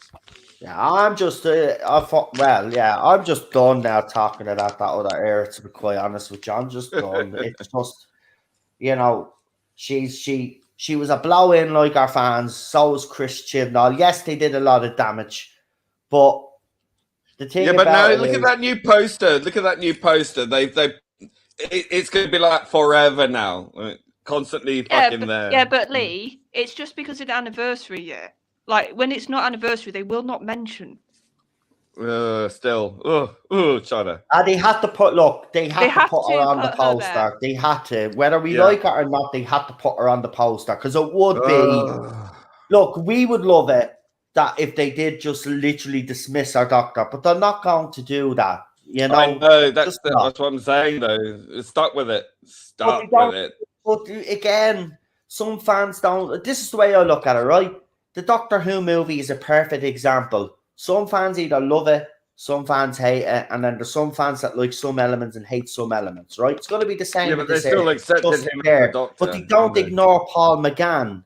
Do you know what I mean? They still acknowledge Paul McGann. And rightly so, we would say as fans, because we love Paul McGann. Now, we don't have to acknowledge Whittaker. That's what we can do as fans. We don't have to acknowledge her. I want you to write the goddamn show. Yeah.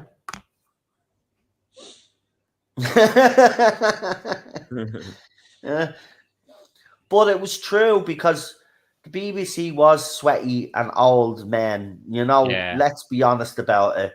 You know, Verity, like at a time where it was a male-dominated industry, which it was, she was able to forge her own career and forge her way through. That's a proper feminist there, man. That's a proper strong woman, as we love to hear that term nowadays. That's a proper someone that with that young women now that watch this show. That's who you should inspire to be. Verity Lambert, right? Not fucking Jodie Whittaker, right?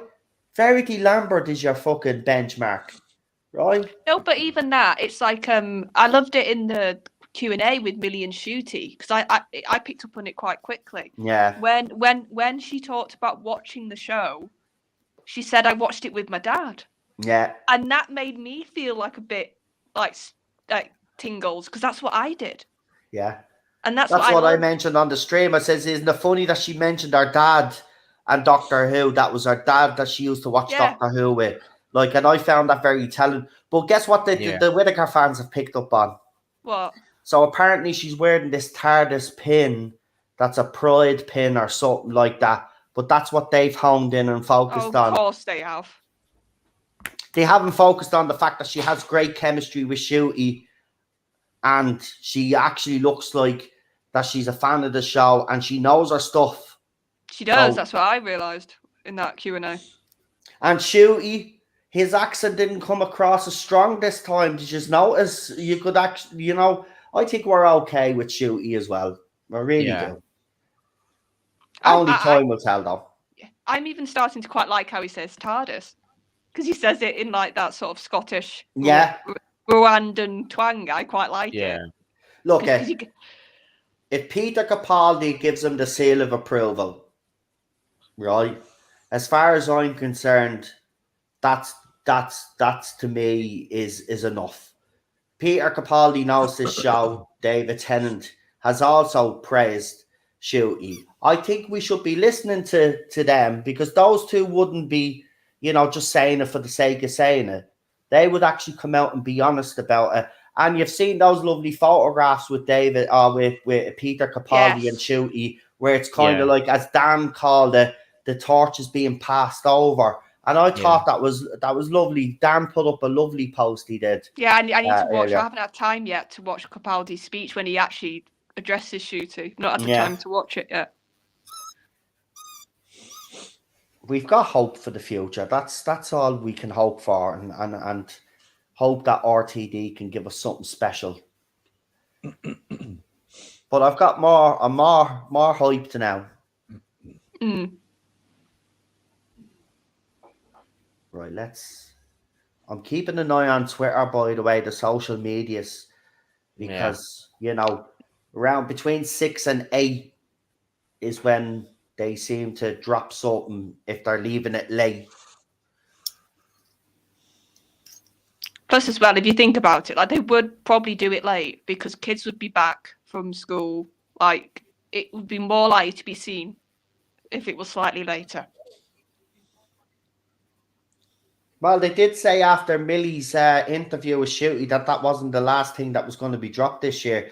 So it has to be the costumes, because if Shooty is now filming right now, if they're not filming outdoors, obviously it's fine. If they're filming inside right now, they won't have to worry about leaks. It's when they get outside then, when fans are going to be there, their costume is going to be seen. So they're going to have to show us the costume before it's leaked. I was going to say, I was thinking, I'm pretty sure every modern Doctor's costume has been leaked through set photos before the official reveal. No, Jodie's one was... Oh, that's a good point. No, hers wasn't leaked, was it? No, hers wasn't leaked because she was in Peter. The only leak scene that we got was her in Peter Capaldi's costume. We'd never seen her costume. Actually, no, I was just thinking Matt was running around in David's costume, wasn't he? Yeah. And also the promo pictures that he took, remember there was such a backlash. That wasn't even his costume. Yeah, they did. But I think that was a bad show, whoever picked him to wear those clothes. If I remember correctly, though, I think the only costume of New Who that was leaked was actually Christopher Eccleston's, because there was such a big deal then when they seen that he was only wearing a leather jacket and a jumper and a pair of jeans and boots, and they were like, that's not a traditional Doctor Who costume. But it didn't matter. It suited Christopher Eccleston's Doctor then in the end, and people didn't mind it as much. You can definitely see why they went with that look. It really did suit the story reasons as well, not just the Doctor. It's like he's sort of a little bit still hiding from his own self. He's a little bit still not sure of himself, so he wouldn't have a big audacious costume. It would be plain, it'd be a bit more dressed down.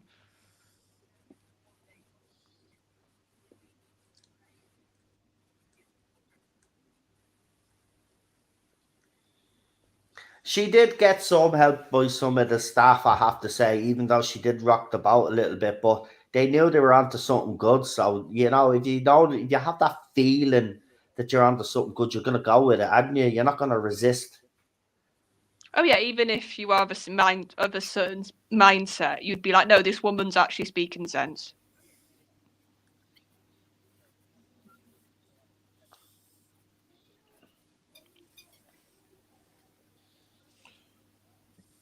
I mean, it was famously her who campaigned for Bill. She was the one who wanted him. And she was the one who convinced him. Yeah, because Yeah. Sydney Newman and others wanted a kind of a Younger. big name and a bigger name. Because even though William Hartnell was a name, he was doing, as I said, he was kind of typecast. So he played the same role, and actors that were typecast didn't really inspire the imagination, as they say. Yeah, but I might be wrong here, but didn't they want a slightly younger actor as well? Not like really young, but I'm sure they wanted somebody slightly younger. I'm just at the seeing something while I'm at the watching this, and I don't know if anybody else seen it, but as David Bradley and the actress that's playing his wife were walking through the forest, did anybody not see the ghost that was walking by? No. Do you want us No. to go back to that? No. I'm going to get a clip of that. I'm not telling you a word of a lie. A white fucking thing went crossing the fucking screen. It's just like when what was it when we were watching it? You swore it was Clara's hand, and it was the doctor's hand. No, this is definitely obvious. This is definitely obvious. I'm not messing. I'll get it up now. Hold on.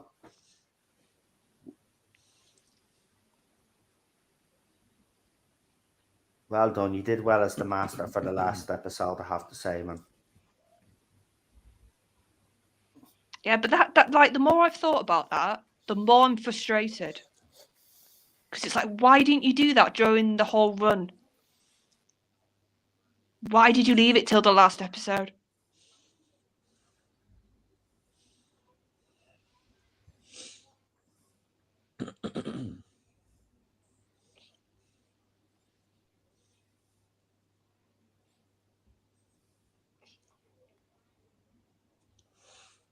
Yeah.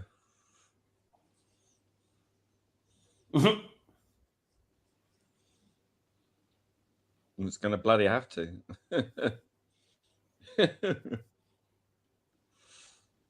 It's the music that gets me in this episode, though. Did Murray score this, or was it somebody else? Are you for feckin' real? All right, now I thought it was something new. The Doctor Who official site on YouTube has actually gone live and is showing all the doctors, well, whatever doctors met each other. And they've got 5,600 people watching live right now. I thought it was something new, and I was going to say, we're missing something amazing right now. But Hello, Kieran. no, seriously, man, I'm going to get that scene up again because that was fucking... I'm telling you, man, it was a white apparition, and you can literally see it as they're while he's walking and the other people are walking along the pathway. This white thing goes right across the screen. I don't know how I've never noticed it before. I'm gonna get it up. I'm gonna prove it to you because I know you all think I'm crazy. It's just that before you've said something, I this is on the know, screen, and we're like, you're no. right, but this one I'm definitely not messing. Well, I wasn't messing the last time. I genuinely thought I saw something, but hold on. Yeah, I've noticed that with the Doctor YouTube, they're doing like live stream stuff more. Yeah. They did like all the regenerations on the lead up to Jodie's final episode. Now they're doing this, which also makes me think is that maybe going to be a new thing for Russell's era, that they're going to like live stream on the actual YouTube channel? That'd be great. In my opinion, that'd be absolutely great. Well, I always thought they were a bit silly after the whole Twitch thing. Like, they saw how many people watched the classic era on Twitch, and like, why didn't they follow up on that on the YouTube? I was just like, BBC, another opportunity you've just completely missed.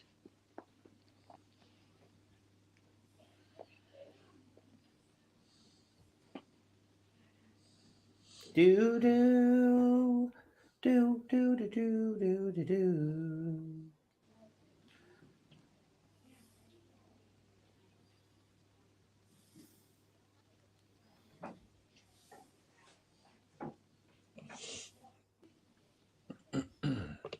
Hi, Karen.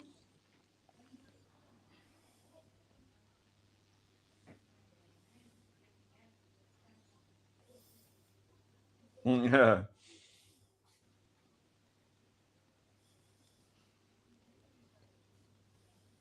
Yeah.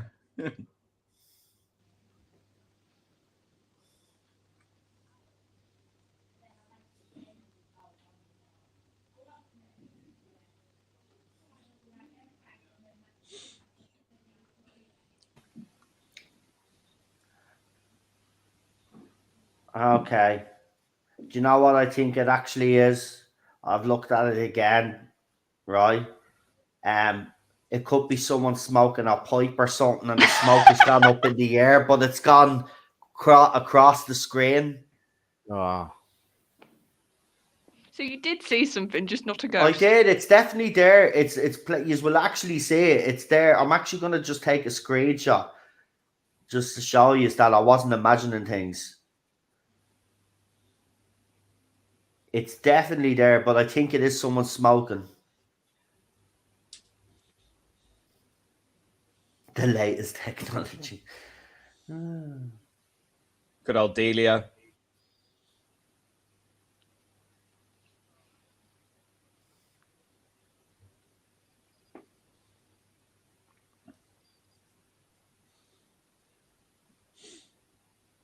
Tough and worry like an old turkey.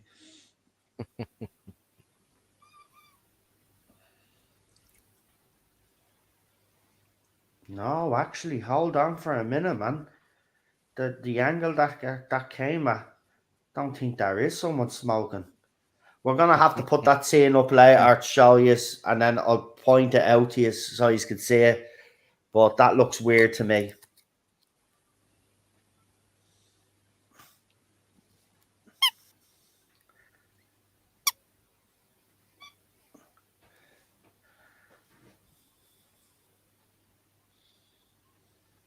Bugger.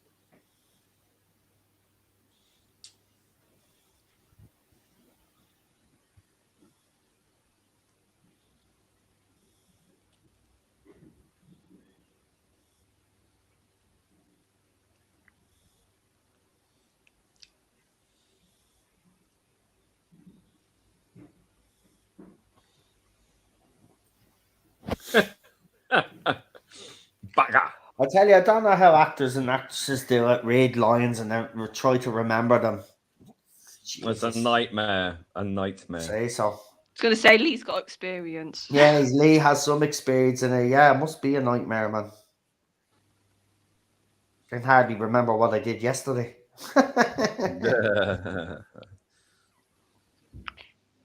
See, the only way I can ever remember anything is if I just like parrot fashion it out loud. So I just get on everybody's nerves.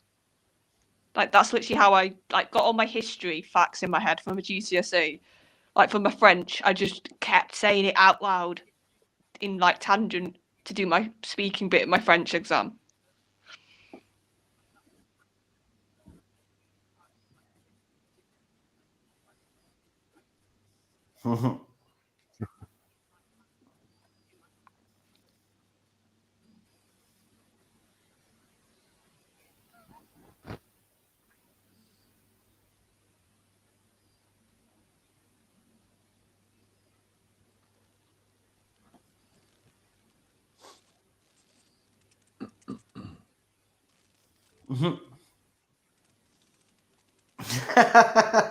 What a question, though.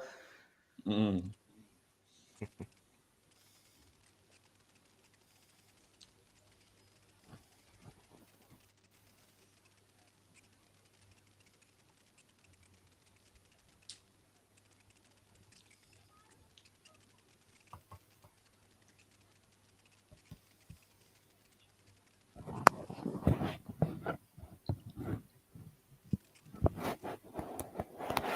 Sounds like some kind of interference.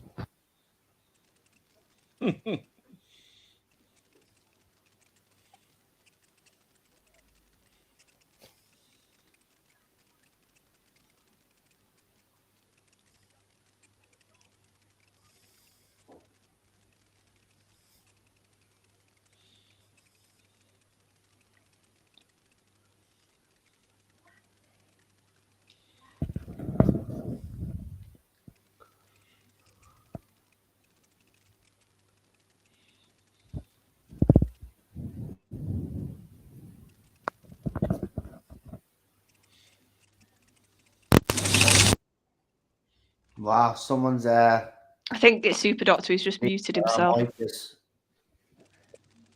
doing a thing. Oh, we've got some bots there. If there's any mods in the chat there, if you could just sort Yeah, them out. I've already dealt with it.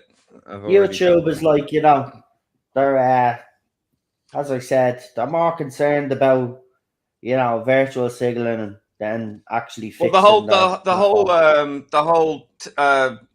at thing. The tag was supposed to get rid of these things, but clearly it doesn't work. It doesn't.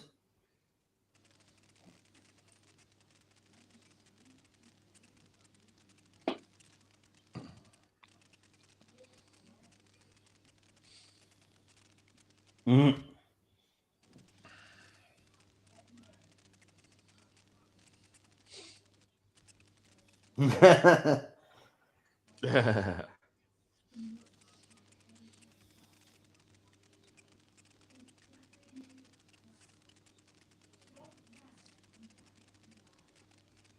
See, I know some people don't like David Bradley's sort of version of William, but I think I think it's quite good. Like it's different, but I think there's enough of the spirit there that you can No, clearly I see. agree. There is the spirit there, all right. I agree with how I agree completely with how he was portrayed in Twice Upon a Time. That was all the writing that was absolutely out of line. It wasn't the performance for me.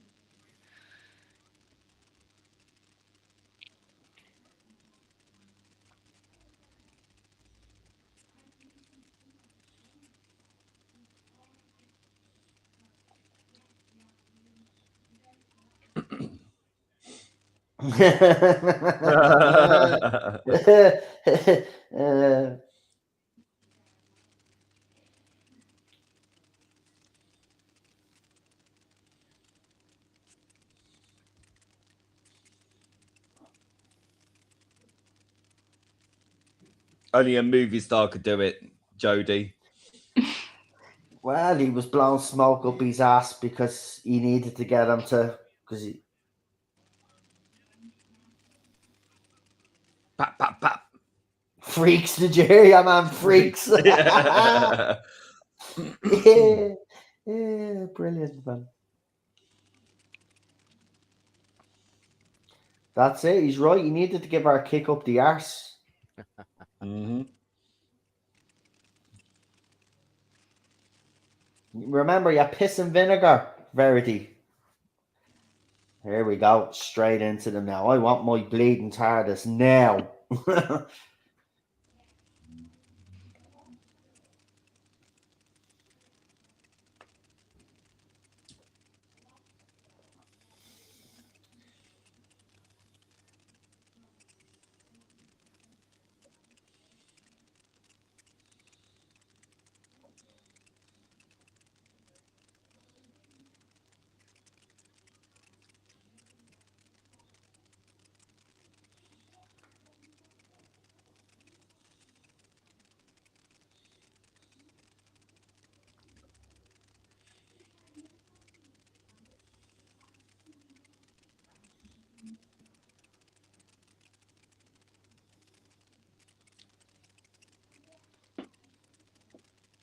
I mean, if this is the way it was really actually conceived, I mean, it was so simple. Yes.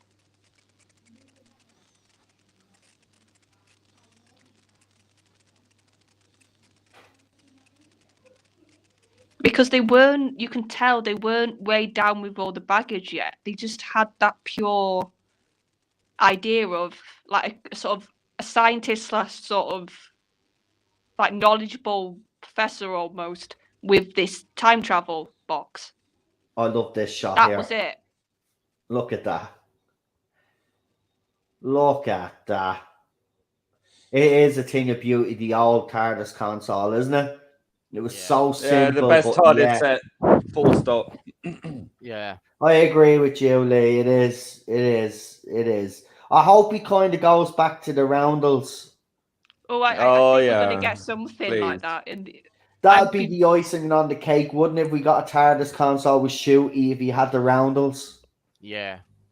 I'd be very surprised if either when we see inside of the Tenant TARDIS, it's not Roundels or if Shooty doesn't have them. I think one of the two lads will get them. Well, the Yeah. rumor is the TARDIS is gonna. The different console rooms are going to be in the TARDIS when it comes back because obviously the regeneration has gone wrong, so the TARDIS is acting up as well, and you're Yeah, going to see. I said that. I don't want to see Jodie's like crystals jutting up next to like Matt's No. console. Like, no. Can we do something about the heat?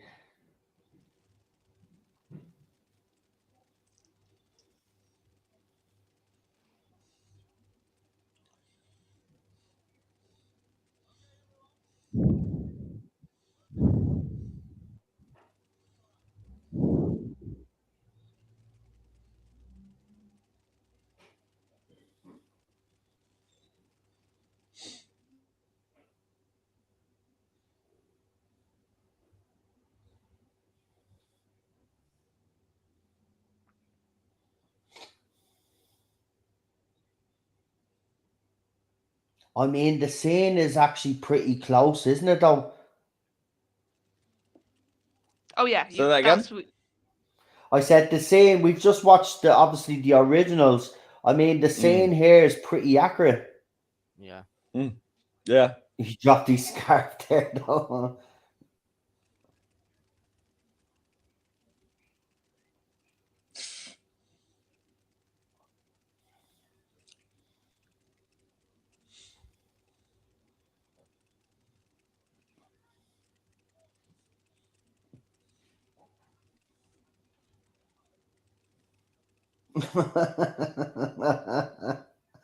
I mean, the fact that they were able to bleed and film this at all is a miracle.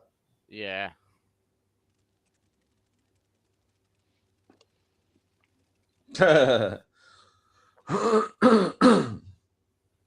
You think they would have put handles on the outside or something, though, to make it easier? Yeah.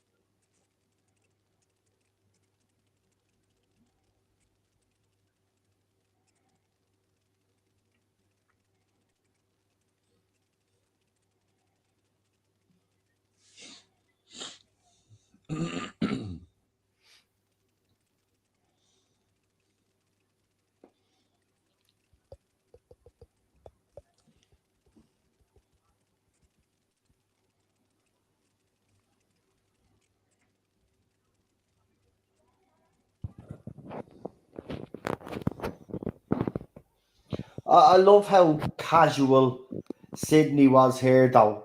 Like, I mean, just Yeah. rewrite it. Well, let's go to lunch. Let's go to lunch. Oh, you know you're getting a bollocking. It's You're a getting a code. bollocking. It's a code, isn't it? Really? Yeah. It's always a Chinese takeaway, a Chinese restaurant they're in.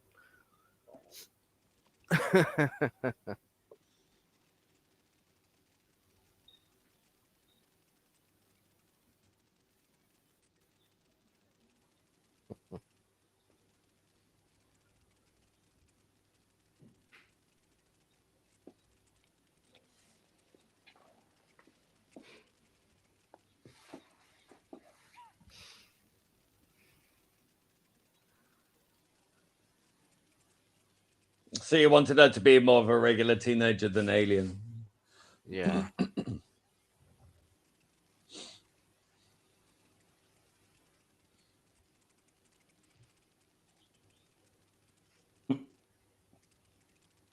I need to go, folks, because it's going to be No my tea problem. about No very problem. soon. You enjoy our tea. Thanks for popping on. I really appreciate it because it's short notice. Yeah. And just I want to really quickly say something as well. I know it's not Doctor Who, but I grew up with Power Rangers. That was a massive thing when I was a kid. So I just want to say, rest in peace, Jason David Frank, Yeah. who was the Yeah. Green I'm Ranger. going my tea So- soon as well, so I just wanted, I have to say that 'cause Power Rangers was a massive thing. And I still have, it's a big nostalgic thing for me. So he I passed love that. I last love that. weekend. Yeah, so, I heard about that. Yeah, it was pretty sad because I watched my little brother was mad into Power Rangers, so I watched the movie and obviously watched the rest of the show because Yeah. he was So a big fan. But sad, yeah. It was a shock. And I'm just hopefully now his family and everybody, I hope they're okay and just rest in peace because he meant a lot to Ranger fans. So thank you. So I'm going to go for tea. So See you later, good night, Charlotte. everybody. Fun. Bye. Take care. Bye. Bye, Charlotte. Yeah, that was very sad. It was actually.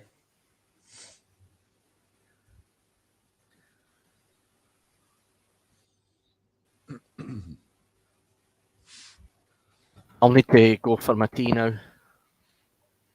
You You what? need to go as well, John. Yeah, yeah. All right, Wow. no Right, bother. I'll catch you later. No bother. Take care. See you, Right, John. you See take ya. care. Bye. Have fun. Bye. No, we're two. Right, I'm going to go off and have the tea. What, you're going to? No, I'm joking.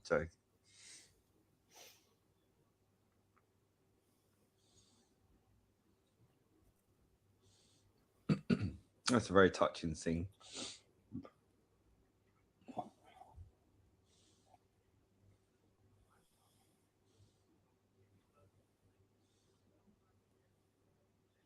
I don't know, man. Just people are saying it on Twitter as well.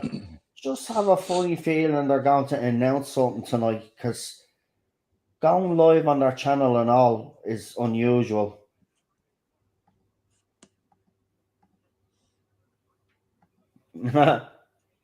Oh dear.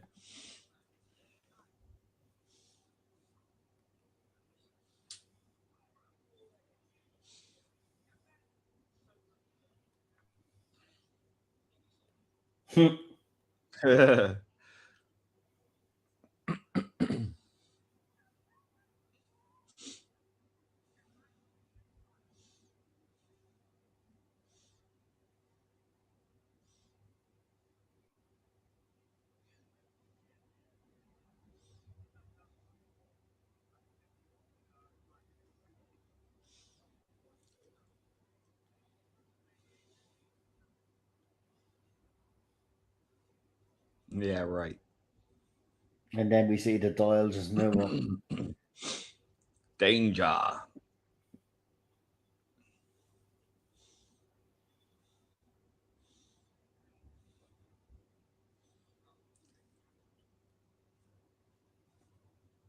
Nice.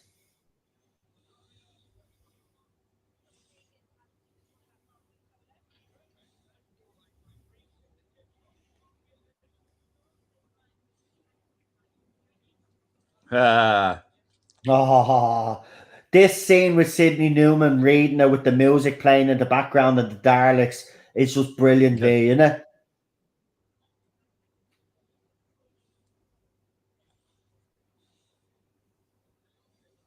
Okay, whatever. Seriously, I love the scene that's coming up with that. Hmm.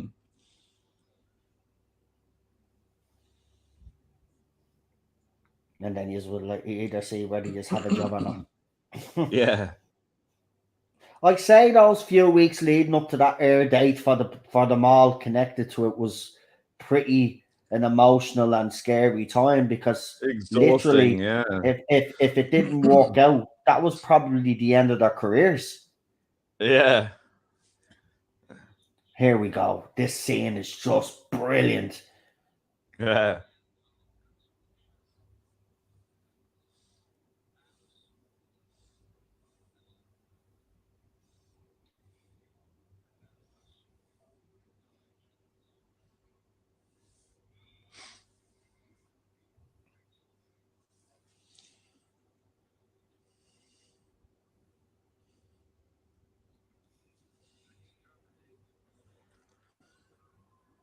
Oh, the Kennedy shooting in the background, very clever.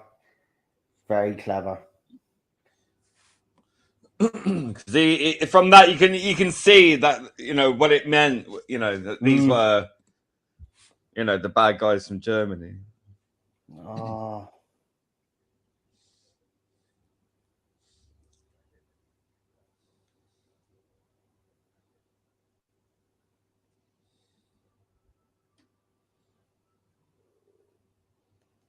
Yeah, bad timing, huh? Yeah, the thing he knew that nobody'd be tuning in because everybody'd be tuning into the Kennedy assassination. Yeah. I'm glad she fought for the first episode to be aired again because if it Yeah. didn't, we That wouldn't could have be been sitting it. here Yeah. today. No, exactly. So, for people out there saying, that we hate women and stuff like that because we didn't like Jodie's doctor, listen for a minute, right? The most important woman that has been, the person that's responsible for this show is Verity Lambert, and she'll never be forgotten. Absolutely. Never be Absolutely. forgotten. She's a fucking legend That's a and always will be. real woman, that one. Yeah. She's a legend. Even in her older years, man, she was still a legend. And she went on Oh, to yeah. do wonderful things. The woman is a legend. And respect must be attached to her name every time you talk about Doctor Who. Without her, we wouldn't have the show. So, no, we don't hate women. We just hate when the show is used for political reasons and ruined because a woman thinks that she has the divine right to play the Doctor. That's it. Sick of it. Kill it, Sydney. Kill Doctor. Yeah. No. Oh, man. In fairness, though, Jesus Christ, man. Imagine. I'm glad she fought for it. This fight in the if this really did happen, fair fucking play to her, man. And we do know she fought for it because actually she's done interviews where she said she had to go into the office, didn't she? Yeah. So this is iconic. This is the moment that Doctor Who was saved right here, thanks to this woman. So yeah, never call me sexist or anybody else connected to this show because we weren't sexist. She's just Jodie wasn't the right choice. Simple as that.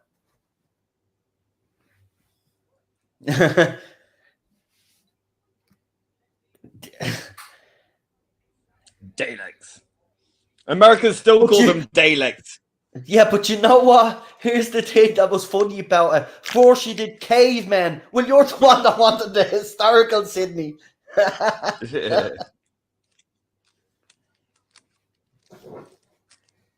The way she even explains it, Lee.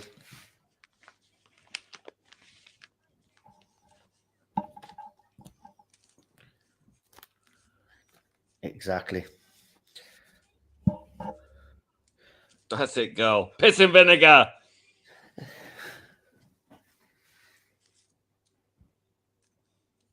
I wanted some piss and vinegar. Love it. Thank you for everything. Douche. Seriously, man. I'm not messing. You tell him. Okay. You bloody legend.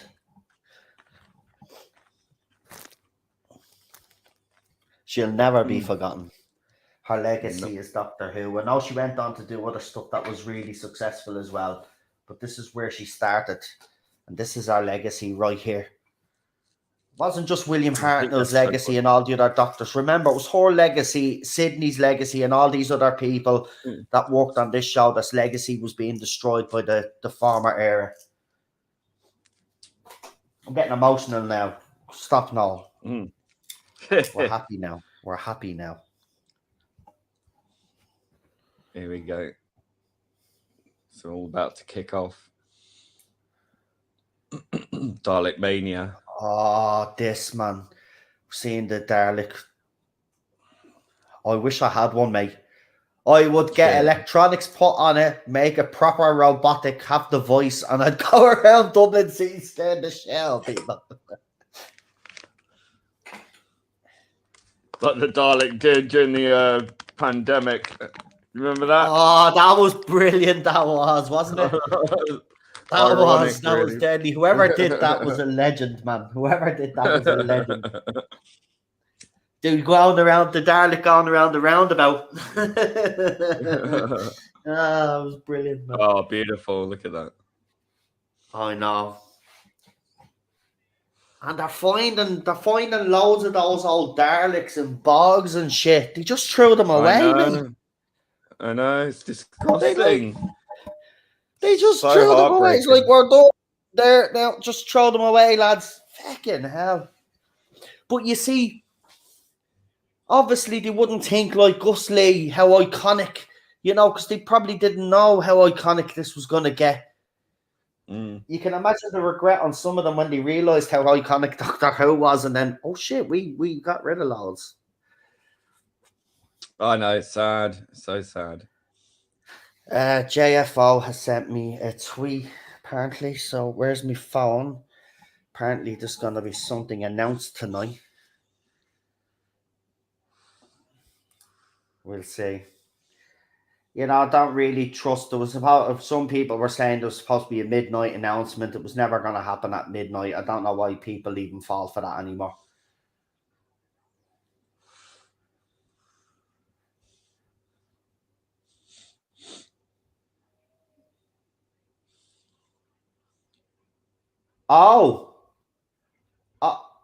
There is. This is what I said. So thanks for watching, everyone.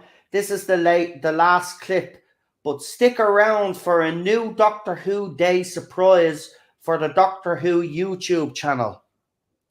So something is going to drop tonight. So when they put up that clip that was live, that I was telling you while we were live, after that clip ended, they put up a pinned post to say that there's something else coming on the YouTube channel. So could they be doing it on could they do the costume reveal on the channel, I wonder? Could be. Right. Well, we'll keep an eye on that JFO. Yeah. Thanks for that. Keep an eye. Let us know if anything happens in the meantime while we're on, and then we will address it after we watch this because we're not going to stop this for anything because it's still the anniversary. I love this scene with his granddaughter.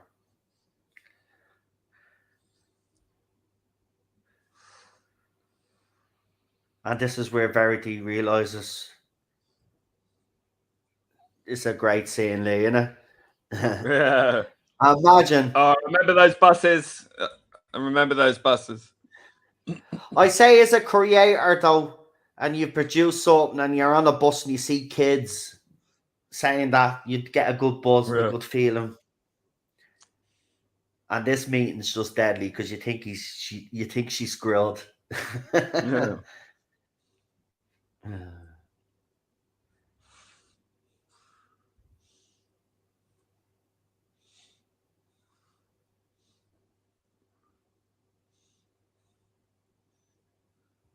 Yeah.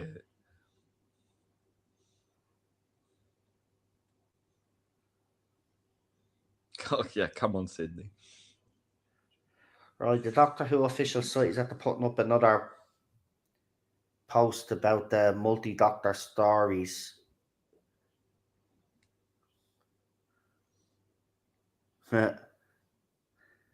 Uh, 10 million views. Seriously, for a kids show at the time, that was unheard of, probably.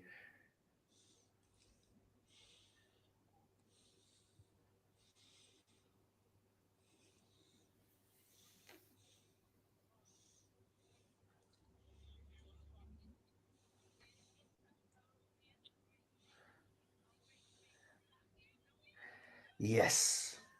Go on, Verity, you fucking ledge. And we cannot forget Warris, because he played a huge part, obviously, in directing. Yep.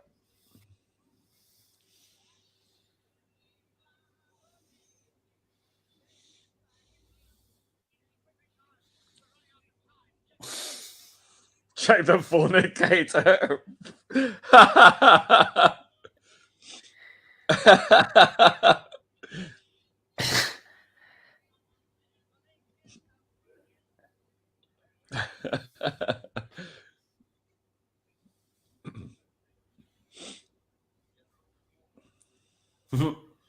To Gorlick.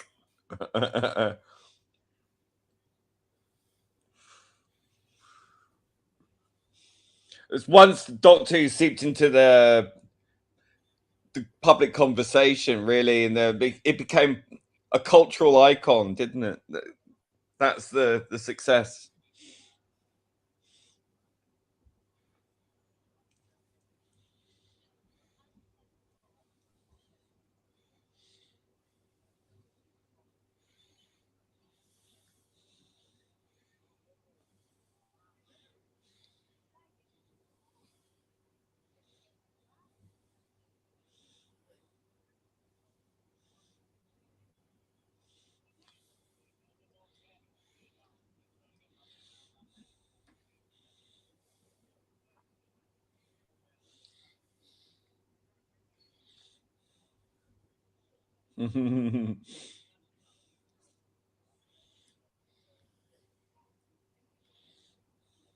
No.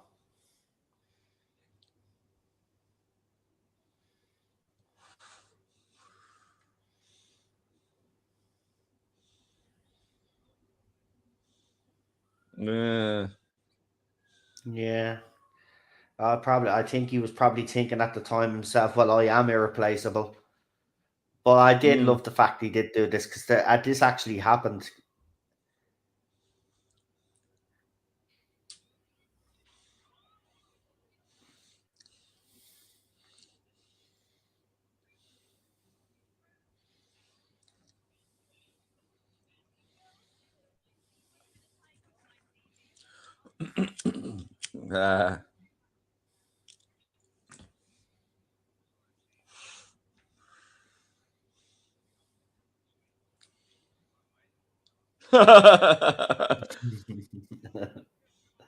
See, it wasn't racism, but people pick up on stuff that he said and said he was being racist. He actually wasn't. You've got to look at the time as well that he came from. He wasn't being Well, racist. there were some reports of his alleged anti-Semitism, but again, it's a different era, different time. Yeah, and also I on don't the know the 10th veracity of planet, it.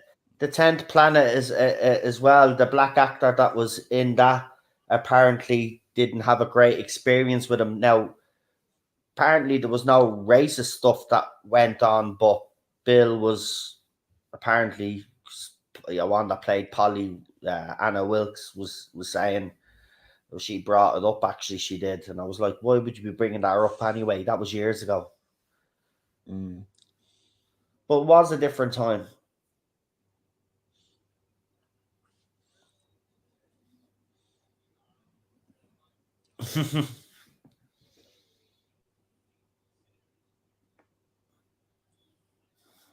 I mean, it's crap looking, but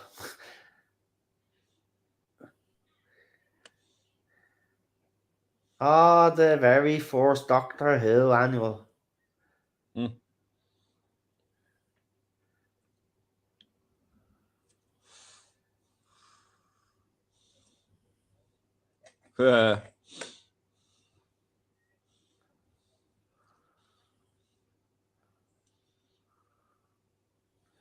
Well, actually, she ended up running, was it ITV or something for a while or something? She did do something major.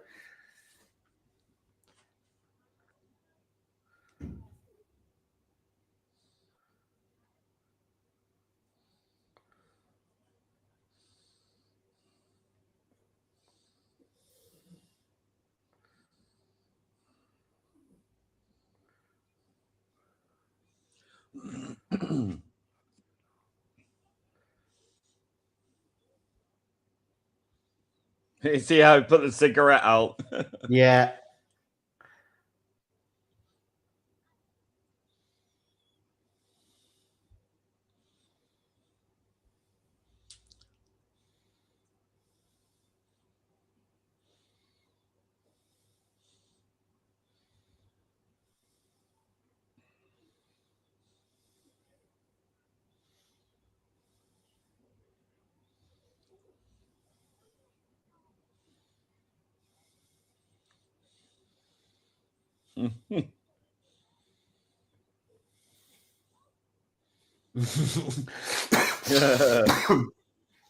Look at them, even the owl one. Ah, it's the Doctor.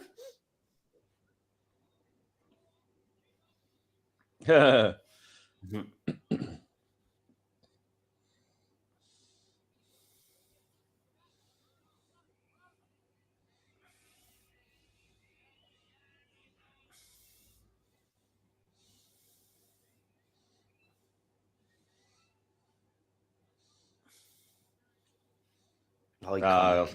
Iconic. Yeah, that definition of iconic. This is the iconic scene with the Daleks, isn't it? Yeah. Fantastic.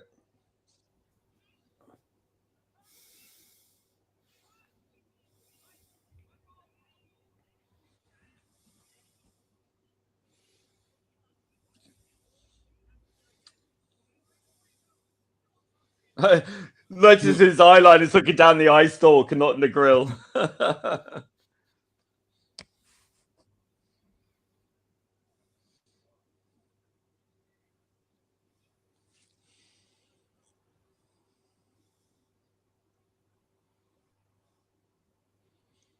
Well, she's thinking it's the end.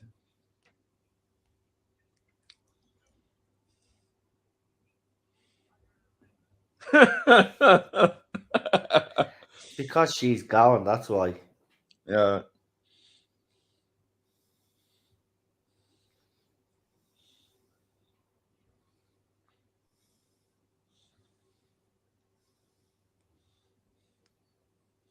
Like what?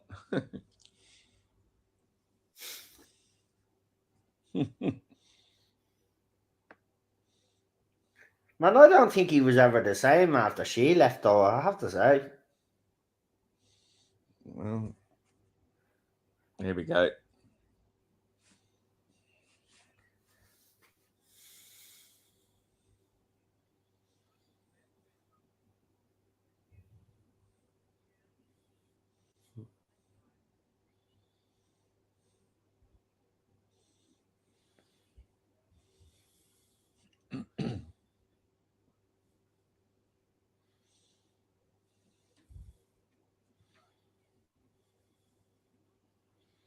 Goodbye, my No. dear.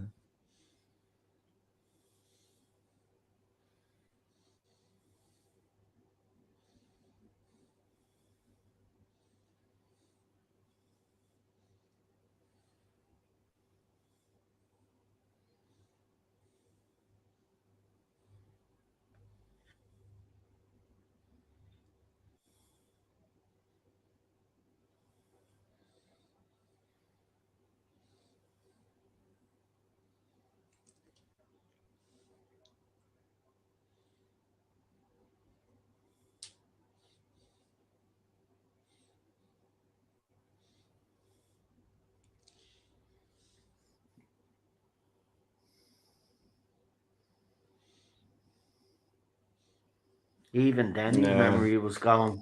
It's sad, isn't it, man? Yeah.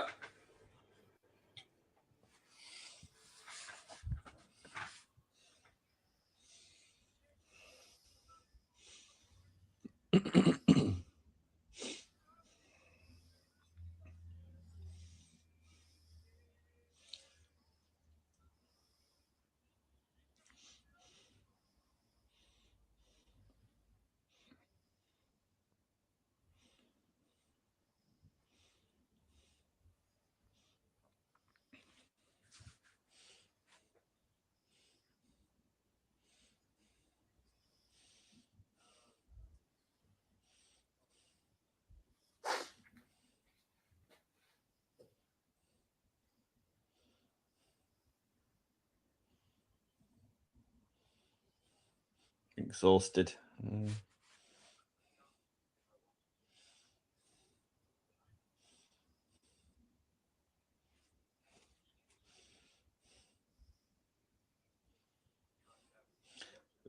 I mean, imagine how many episodes you had to do for the year. I mean, it's grueling, a grueling Yeah. filming Would have schedule. took a toll on him, especially with his health issues. It's amazing Mm. that he actually got through it, if you think about it. Mm. His arteries were clogging up, years of alcohol and smoking and stuff, and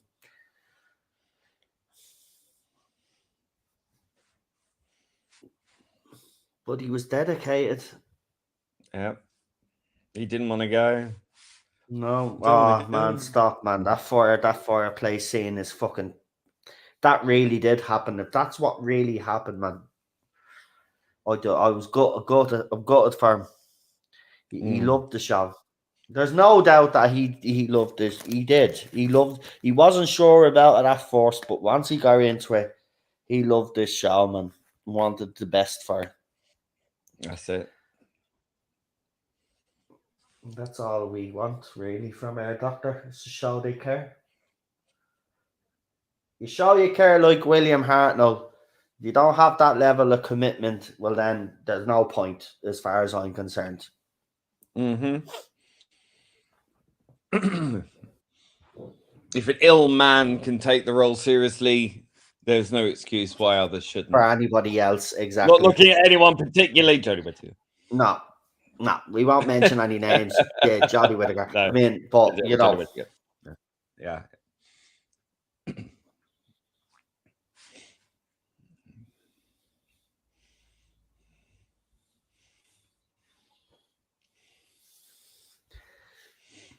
Yeah. Fantastic.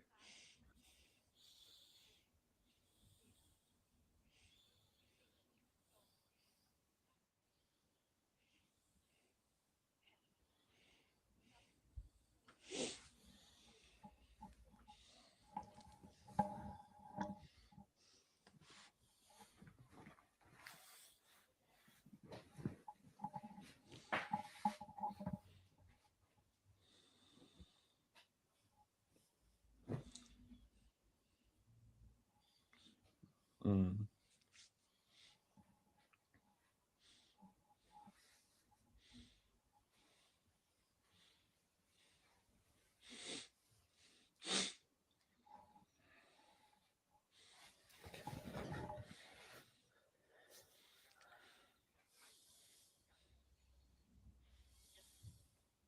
Chesterfield.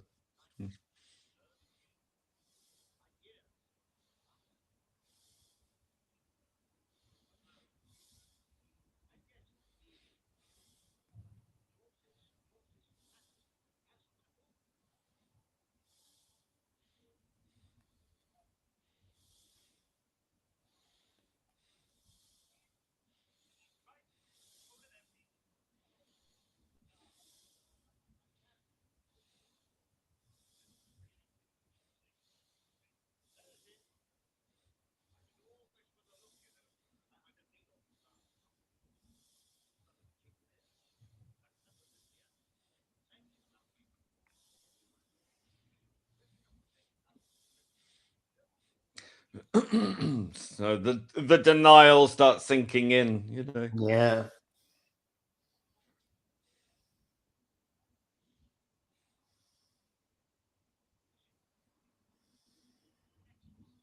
Oh, here we go.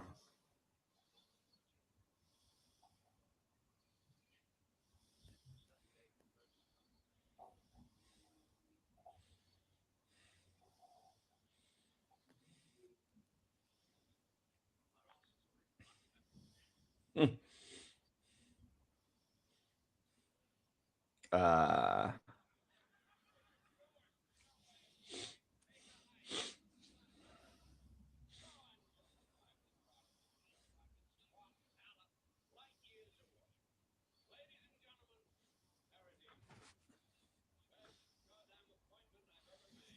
hey. Yay. Cause she's a jolly good fellow. Cause she's a jolly good fellow.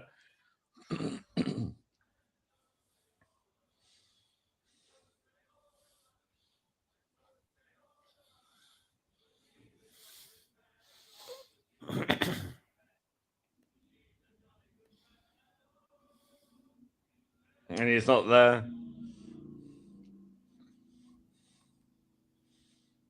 Oh. No, no.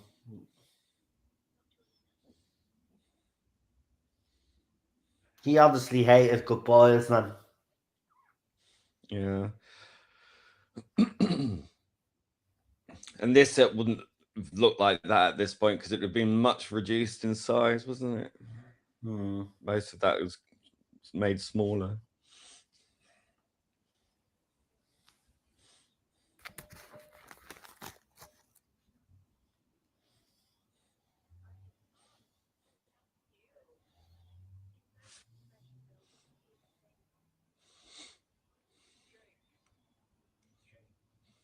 See, a show all about change, apparently, but like, not with the first Doctor.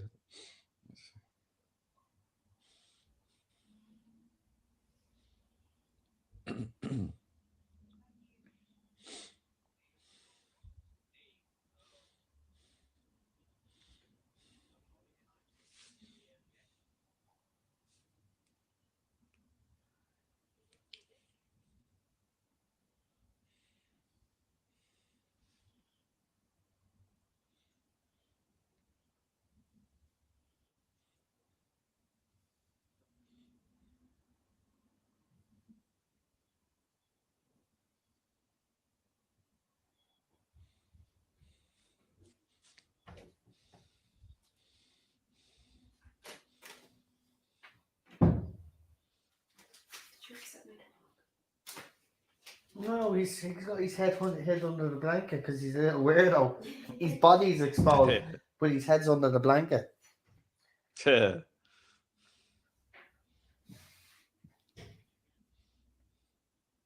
Teddy's Cheryl. So where's Ted? He's got his head under the blanket, but his body's exposed. He's a bit of a weirdo. Bless him. So do you remember that picture that I told you about where the fans were saying that she was wearing that Millie Gibson was wearing a pride badge, or retarded with a pride badge. I think they faked it because there's more official photographs and she's not wearing it in those photographs. So are they actually trying to pretend that's something which is that's desperate. I don't know. Don't care.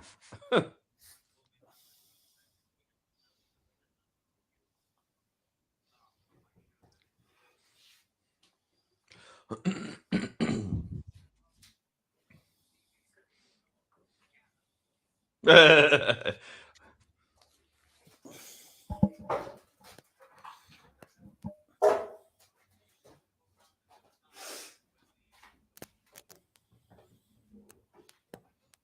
course it matters.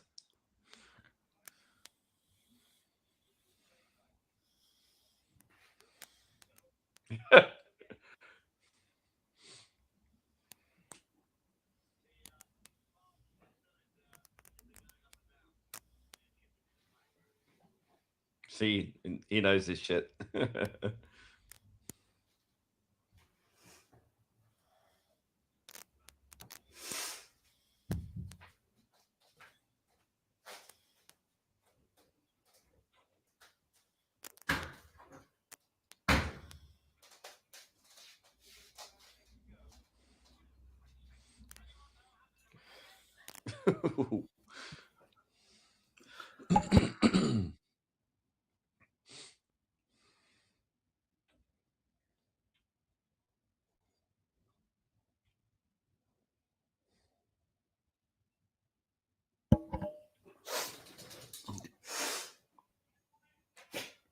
Man, he was really getting sick here.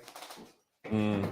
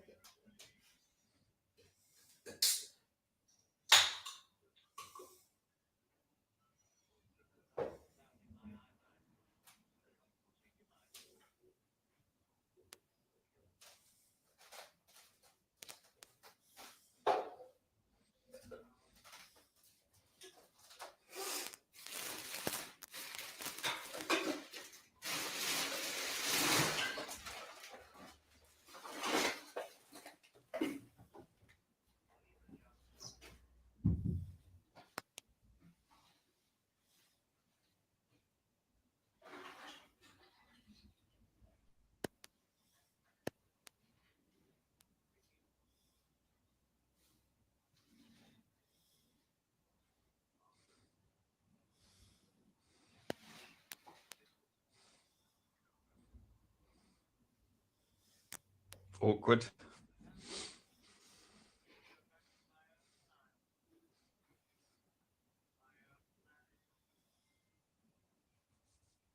David plays it well now. Mm.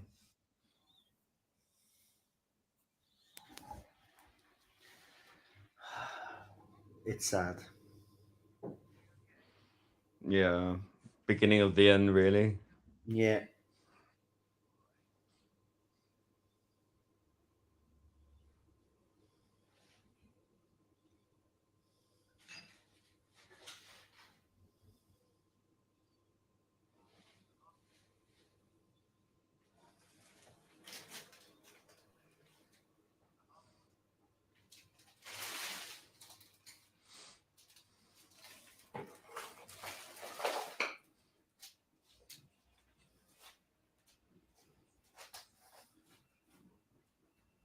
See, they make him more distant.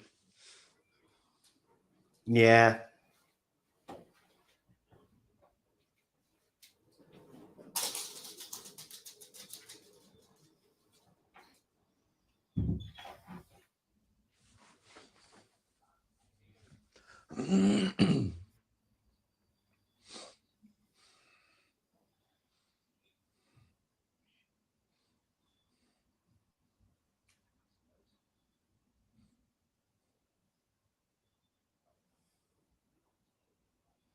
Hmm. Mm.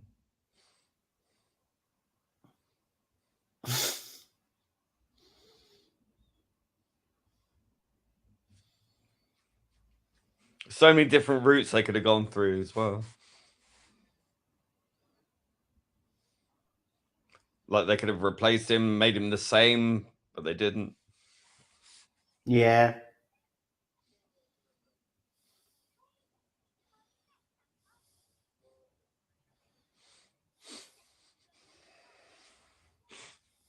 Mm-hmm. Yeah.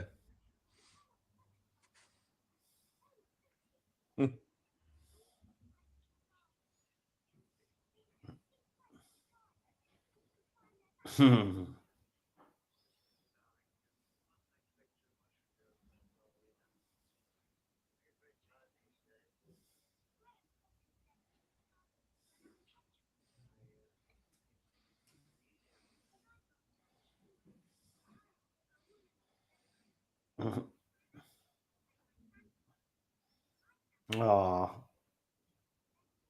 Oh.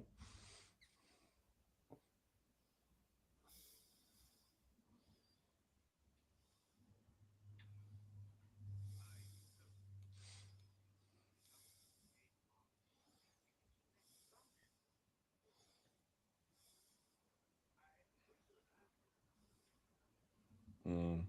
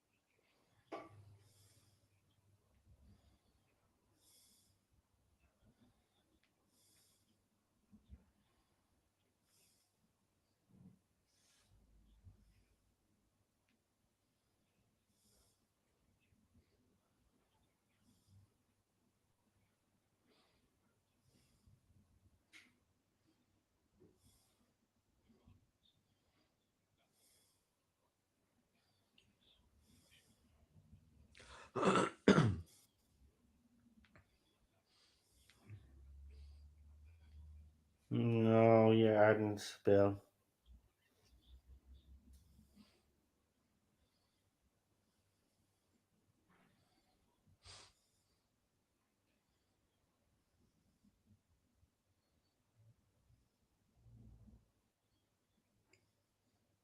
Oh. Heartbreaking, huh?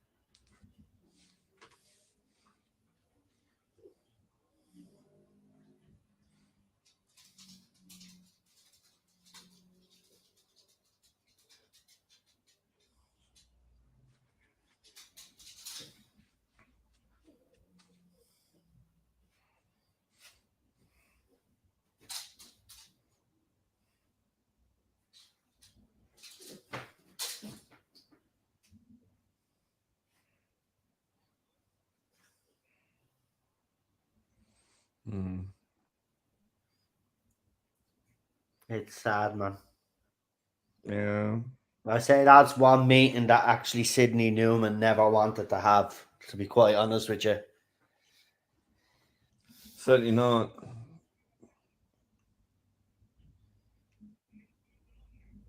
And I love this officer when he realizes who it is.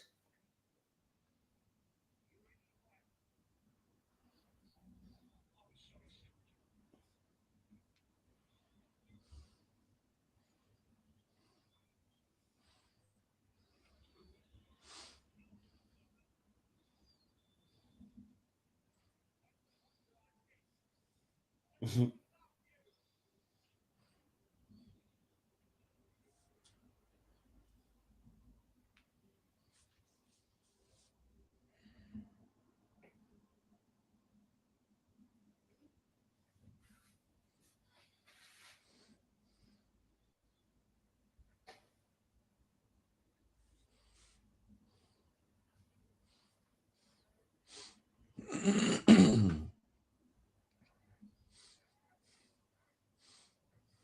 Oh, this always gets to me. Mm.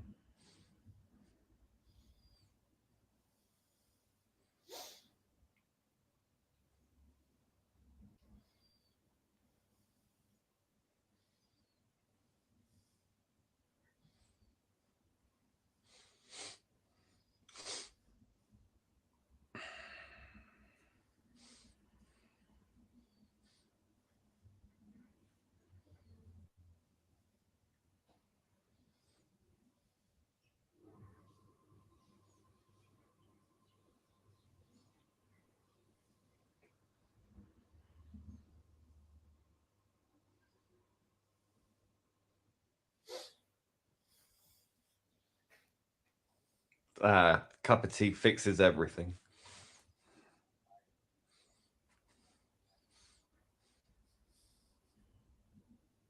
Oh.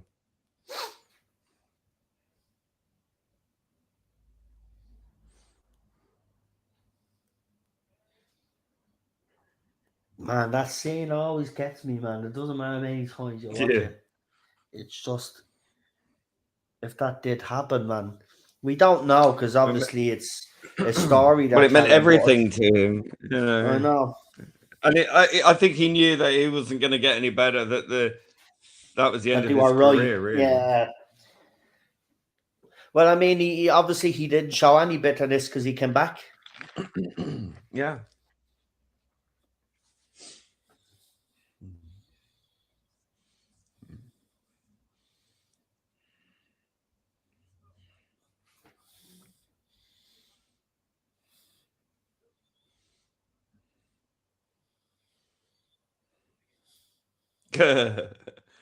Hmm. Oh. One more time.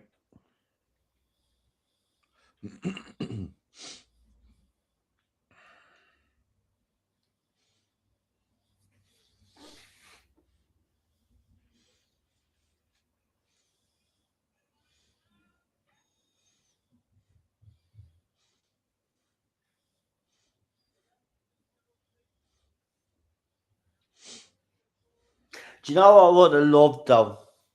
Do you know the way they do David Bradley and Matt Smith's Doctor? I think that scene would have had more of an impact if they had actually used old footage of Hartnell. Mm. But this is still deadly, man. And even Matt playing with the knobs, look.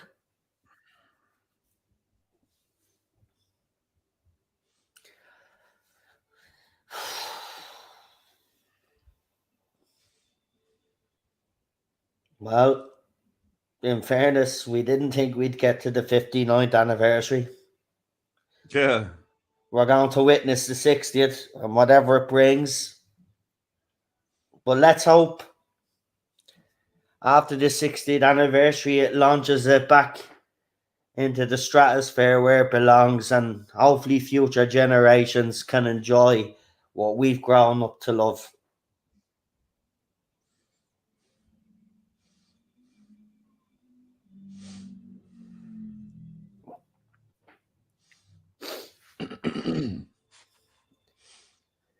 Of course, he worked with Fairy Tale again. Dream team.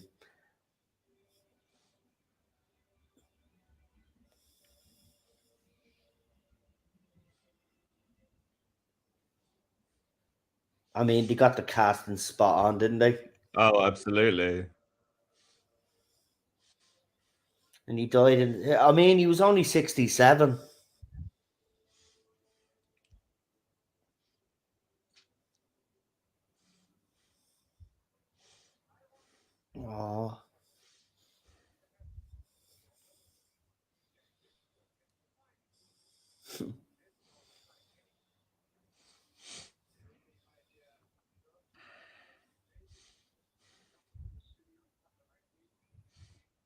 Oh man.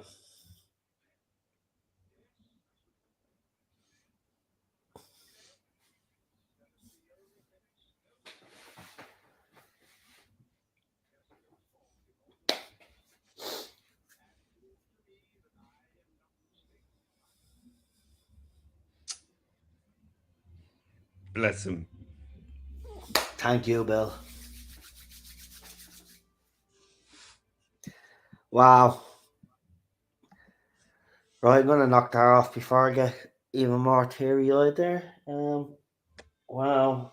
That ending always gets to me, man. I don't care what anybody says. It Oh, does. Oh man, not it's as a bad very as touching last year when tribute. we were watching it though. Because last year we were watching, we thought the show was over, and okay, that might still be the case, but at least we have some hope and optimism. But last year we Mm. didn't have that, and it was really heartbreaking last year. But I could handle it a little bit better this year. But still, I'm still a wreck. I'm still a fucking wreck. I love that movie, even if it does have some inaccuracies in it, because obviously the it's drama. They have to kind of make it exciting. But yeah, man, I love this movie. 10 out of 10 for me. Anyway, Mm. Lee. Yeah, I mean, it's a fitting tribute. It's a touching tribute. You know, one can only hope that Bill would be looking down, going, "I approve." Probably not. You know, that didn't happen. But no, it's a lovely piece of television. It's funny, isn't it? Because the scene with Matt Smith at the end was done in green screen, so upcoming doctors could be replaced and put Yeah. in. It's never happened. Didn't happen. They haven't put Peter Capaldi in. They haven't put the other one that shan't be named in. And we'll see. But if they do air it at any point at the 60th, they might do that. I Well, don't they know. could put an extended scene in there where all the doctors flash up in front of William Hart. Yeah, that would be, I suppose. But then the argument comes then if they show Jodie Whittaker's then people just say it's real. So I'd rather just leave it now at this stage. Yeah, probably leave it at this point. Yeah. Probably leave it at this point. That way, then nobody can complain. Yeah, but it is a beautiful tribute. Yeah, it was. But yeah, as I said, we do this every year, so come and join us next year. And well, actually, next year we'll be doing this, but remember, we'll also have a brand new Doctor Who episode to do that night as well, because obviously RTD is going to drop one of these episodes actually on the day of the anniversary, because that'd be stupid if they didn't. So we're going to be here reviewing a brand new episode anyway next year. So we will do this during the day like we did today, and then nighttime then we can gear up for the new episode of the 60th anniversary and see what surprises RTD has in store for us. But look, we're 3 hours done, which is great. So we'll leave it there. We won't. We don't need to natter any further. If anything happens in the meantime, obviously, if there's something, YouTube have said that there is going to be something. So I'll keep an eye on that. If it's that important, then I need to go live again. No, she won't like it, but we'll try. If not, I'll leave it till tomorrow or maybe later when she goes to bed or something. But yeah, we'll see what happens on the YouTube channel. Couldn't watch along because of the work, but best wishes for Doctor Who Day. No problems, all good. It's all good. You can all watch back again and work on user episodes and watch. But the future is secure. His legacy, says Peter Harrington. Well, I wouldn't go that far yet, but I will say that we can look to the future with a bit of optimism anyway. We just have to see now if RTD can deliver, and if he can, like he did the last time, then yes, legacy of the show and all those people that were mentioned will be secure.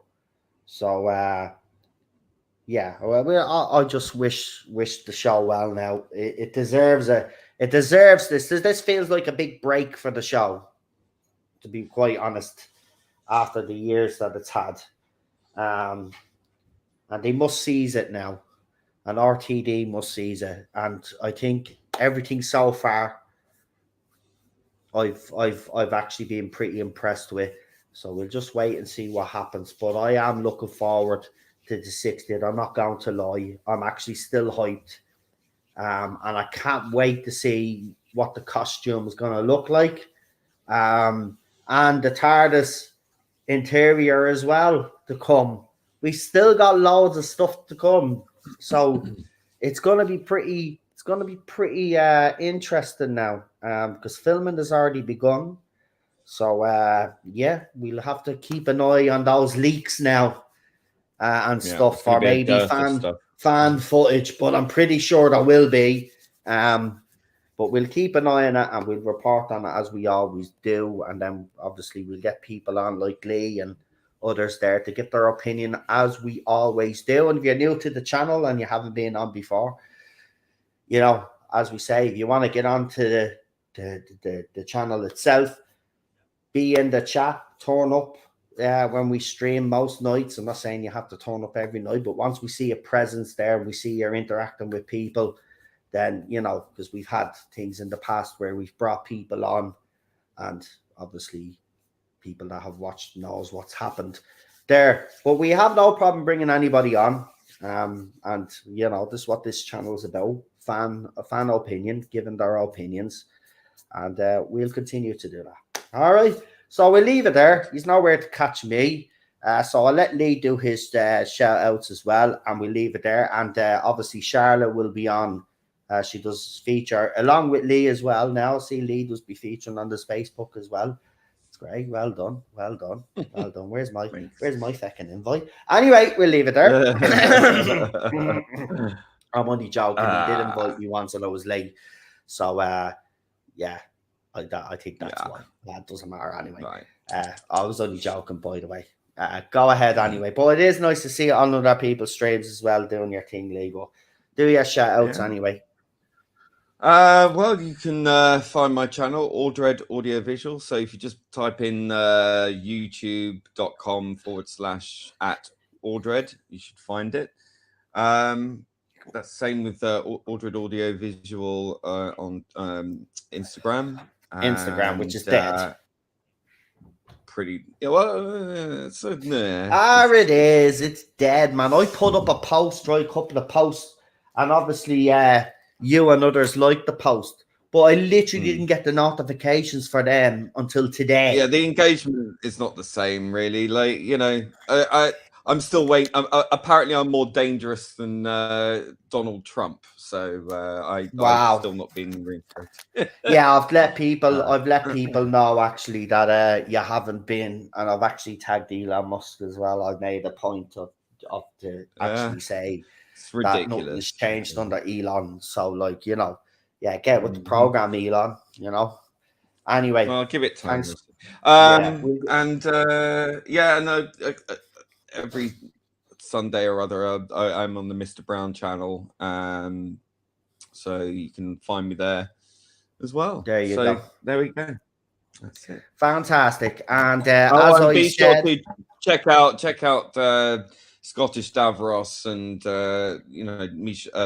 Michelle Charlotte will be on there as well, and Real Super Doctor, he's got his channel, and also Drawing Jack Rabbit, he's got his channel. I think we might be working on something soon as well, so watch this space. We'll see. Yeah, fantastic. And you can catch me here every maybe day or every second day or whatever. But yeah, I'll be here. You won't see me guesting on other people's channels. I'm not good enough. So like, so you will find me here where I'm able to talk. But no, I'm gonna say it out straight, man. Right? You know me, I'm out straight. Give out. I don't get the invites like everybody else does, and that's fine, fair enough. I get it. I'm just not good enough. So fair enough. I'll do my own wrecking balling on here, and I'll continue to do what I do because, you know. By the way, I'm only fucking joking. I don't really care, to be quite honest with you. I do get invites, but most of the time I'm either doing my own thing or we've already planned the stream. So most of the time it does clash. But I will let people out there know now. I am available if you do have a channel and you want a guest on. Like, I am available. You can ask me. Don't be afraid to ask me. Like, I'm not going to bite you the hands off. No, I might bite you our heads off, but not just our hands. You know, but yeah. Anyway, I'm gonna leave it there because I'm gonna cook a burger now. Oh, nice. Yeah, I'm gonna have one of my burgers. Oh, that reminds me. Before we leave, I say I was closing the poll tonight because it's Wednesday, so I have to be fair. So the final poll result for the people that were here. So obviously we've been talking about food and cooking a lot on this channel. And I got the idea into my head. Well, maybe now I'm kind of regretting it a little bit, but maybe I should do a little bit of cooking on camera. Now, if I do it, and if the poll result is what I think it's going to be, well, then I'm going to do it on the other channel because I don't think people are keen on me doing it on the Tarda Zone. So I'll do it on the other channel. But the poll result is as follows. So it had 44 votes altogether. So I asked, would you like to see me do some cooking videos? 34% said no, and 66% of you said yes. So which means I have to do a cooking video now. You should get the Doctor Who cookbook. You should get the Doctor Who. Oh no, people have been saying that to me as well. We'll try get our hands on. I used to have that. I don't know where it went, but I used to have it. Yeah, I'll invite you now when and if I ever get started. No problem. I'm only taking the piss. Look, yeah, I do get some invites. I mean, that Rabbi, and as you know, Rabbi invited me on, and I was on his channel. So I mean, I do get invites. I'm only taking the piss, but like, I just want people to actually know though. Just in case people are afraid to actually ask me. I don't know what it is though, because all I'm just saying is, I'm available. So if anybody wants me to come on and talk about shit, doesn't matter what it is, I'll come on and give me your opinion. You know me. Just don't ask me your opinion on American football or shit like that, because I haven't got a clue. Actually, I find American football boring anyway. Bunch of pussies. They're on steroids. As a kid, but... You did you? I don't get it, man. It's just boring, man. It's just boring. But that's just me. I didn't understand it, but I just enjoyed watching it. I suppose I wasn't born there. See, it'd be a different story if we were born there, wouldn't it? Like, we'd actually get it and stuff. But yeah, I don't get it. Anyway, we'll leave it there. Enjoy the rest of your evening. I'm off to make a burger now, and myself and the missus are going to actually sit down. We've been watching the football together, believe it or not. We watched the USA play their game, and now we're going to watch Canada.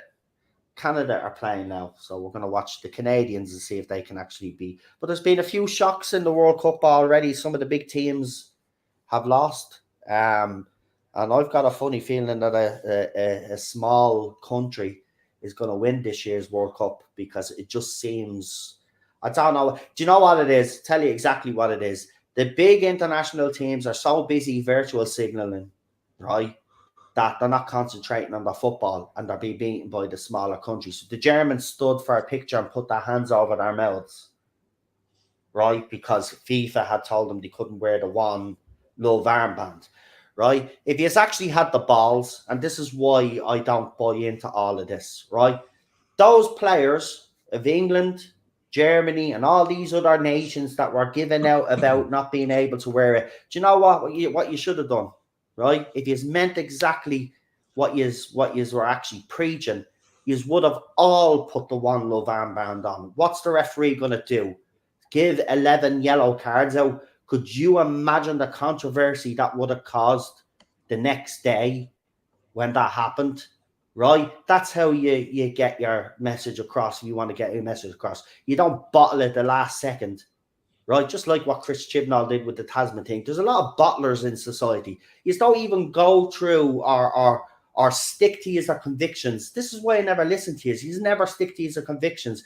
So at least Lee sticks to his. I stick to mine, and people in the chat stick to theirs. Right? We don't deviate. If we have a cause or something that we support, we're not going to back down because we've been threatened. Right? This is why I don't listen to footballers. So the England team need to stop their nonsense. The Germans need to stop their nonsense. And all these other countries, you need to stop. Yous are there to play football. Yeah? That's it. Okay? Now, if the journalists want to bring all of that shit up, that's up to them. But your job is to play football. You shouldn't be answering questions on all of that nonsense anyway. And here's the thing. You knew it was in Dubai for years. Right? For years. So don't start bitching and complaining now while you are over there. It's too late. It's too late. Should never have gone there in the first place. It should never have went there in the first. Exactly, Lee. Should never have went there in the first place. If you all had the fucking convictions, you would have said, we're not going. All of the FAs should have came together and said, we're not going to Dubai for the World Cup. Right? Or Qatar, sorry. We're not going to Qatar for the World Cup. Right? Okay, what could FIFA then would have their hands tied? Right? You can't sanction every single fucking FA in every country. Even that fucking president, I feel Qatari. I feel gay. Pakistani. I feel like a migrant worker. You wouldn't know what a migrant worker feels like, you baldy little slaphead. Right? You don't have to live in the conditions that they live in. Right? The official figures that the Dubai fucking country give for the deaths is an absolute joke. It's into the thousands. Well, hey, so you feel like a migrant worker, you feel disabled. Well, you fucking are disabled with those fucking comments that you made, you baldy slaphead. At least we know where the bodies are buried. Yeah. Let's put it that way. It's ridiculous, it is. It's ridiculous. This is why I'm so against all, because they don't have the convictions to stick with what they say. Right? And this is why we never get on board with them. Because they're all a bunch of fucking yellow cowards. They will not. Yellow belly cowards, I should say. They will not stick to their convictions. They're absolute joke.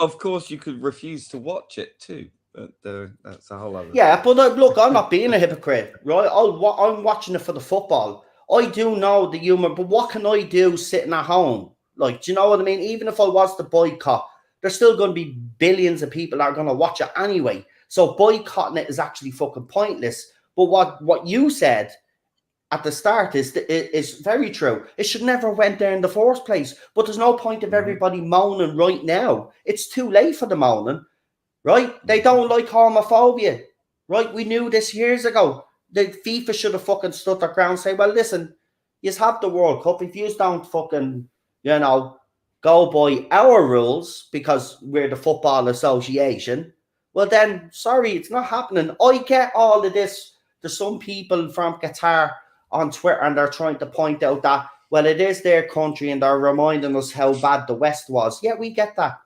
right? But that's the past. And yes, the West still has problems.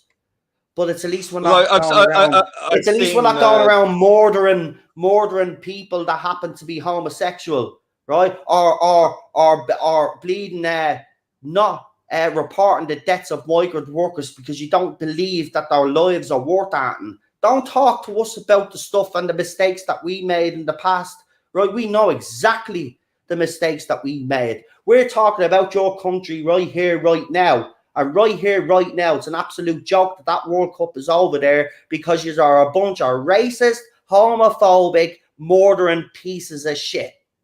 End of story. And I've seen the new the new dialogue, the new thing about woke imperialism now. It's like I can see what they mean, but also when you talk about things like imperialism and things like that. And bringing that into it, it's kind of like, well, on the plus side, I'm not defending imperialism by any means, but there were some things like when Britain was in India, for example, because of imperialism, it put a stop to widows throwing themselves on the funeral pyres of their husbands for a start. That's one positive at least. yeah, you go to that nation and you start throwing your toys out the pram, saying that it's you're in that country. They've got their own culture, they've got their own thing, regardless of whether we agree with it or exactly. And that's the problem, isn't it, Lee? Though we might agree with the way they do things, but that's the country. Is the problem with. That's the problem with the whole argument. It's like you've got the woke thing on one side, you've got the other thing on the other side, and really, quite honestly, that's a whole massive political conversation, which is a convoluted mess. But anyway, we're not here to talk about the World Cup. Well, anyway, yeah, he can feel Qatari, disabled, African, all he fucking wants. He's a fucking slaphead, baldy face, right? And it's actually ridiculous that man is running unopposed for president again. He is unfit. Well, it's corruption. It's pure corruption. But he is unfit to be president of football and FIFA. He absolutely is. That speech was the most cringe-worthy thing I'd ever seen, and the journalists weren't even allowed to fucking respond to some of the stupidity that he was coming out with. I feel Qatari. Anyway. I feel fucking like a migrant worker. Shut the fuck up. You don't know nothing. You privileged little twat taking Qatari money. Get away. Anyway, I'm off. There's me rant for the night. Anyway, fuck FIFA, but the football's good. Anyway, happy night, Doctor Who Day. Happy Doctor Who Day. Here's to another 60 odd fucking years, hopefully. Hopefully we won't be around to see. Well, I won't be around to see it, but you never know. You never know. Wonders of modern technology. That's it. We could live longer. Bye. See you. Bye. Have a good one.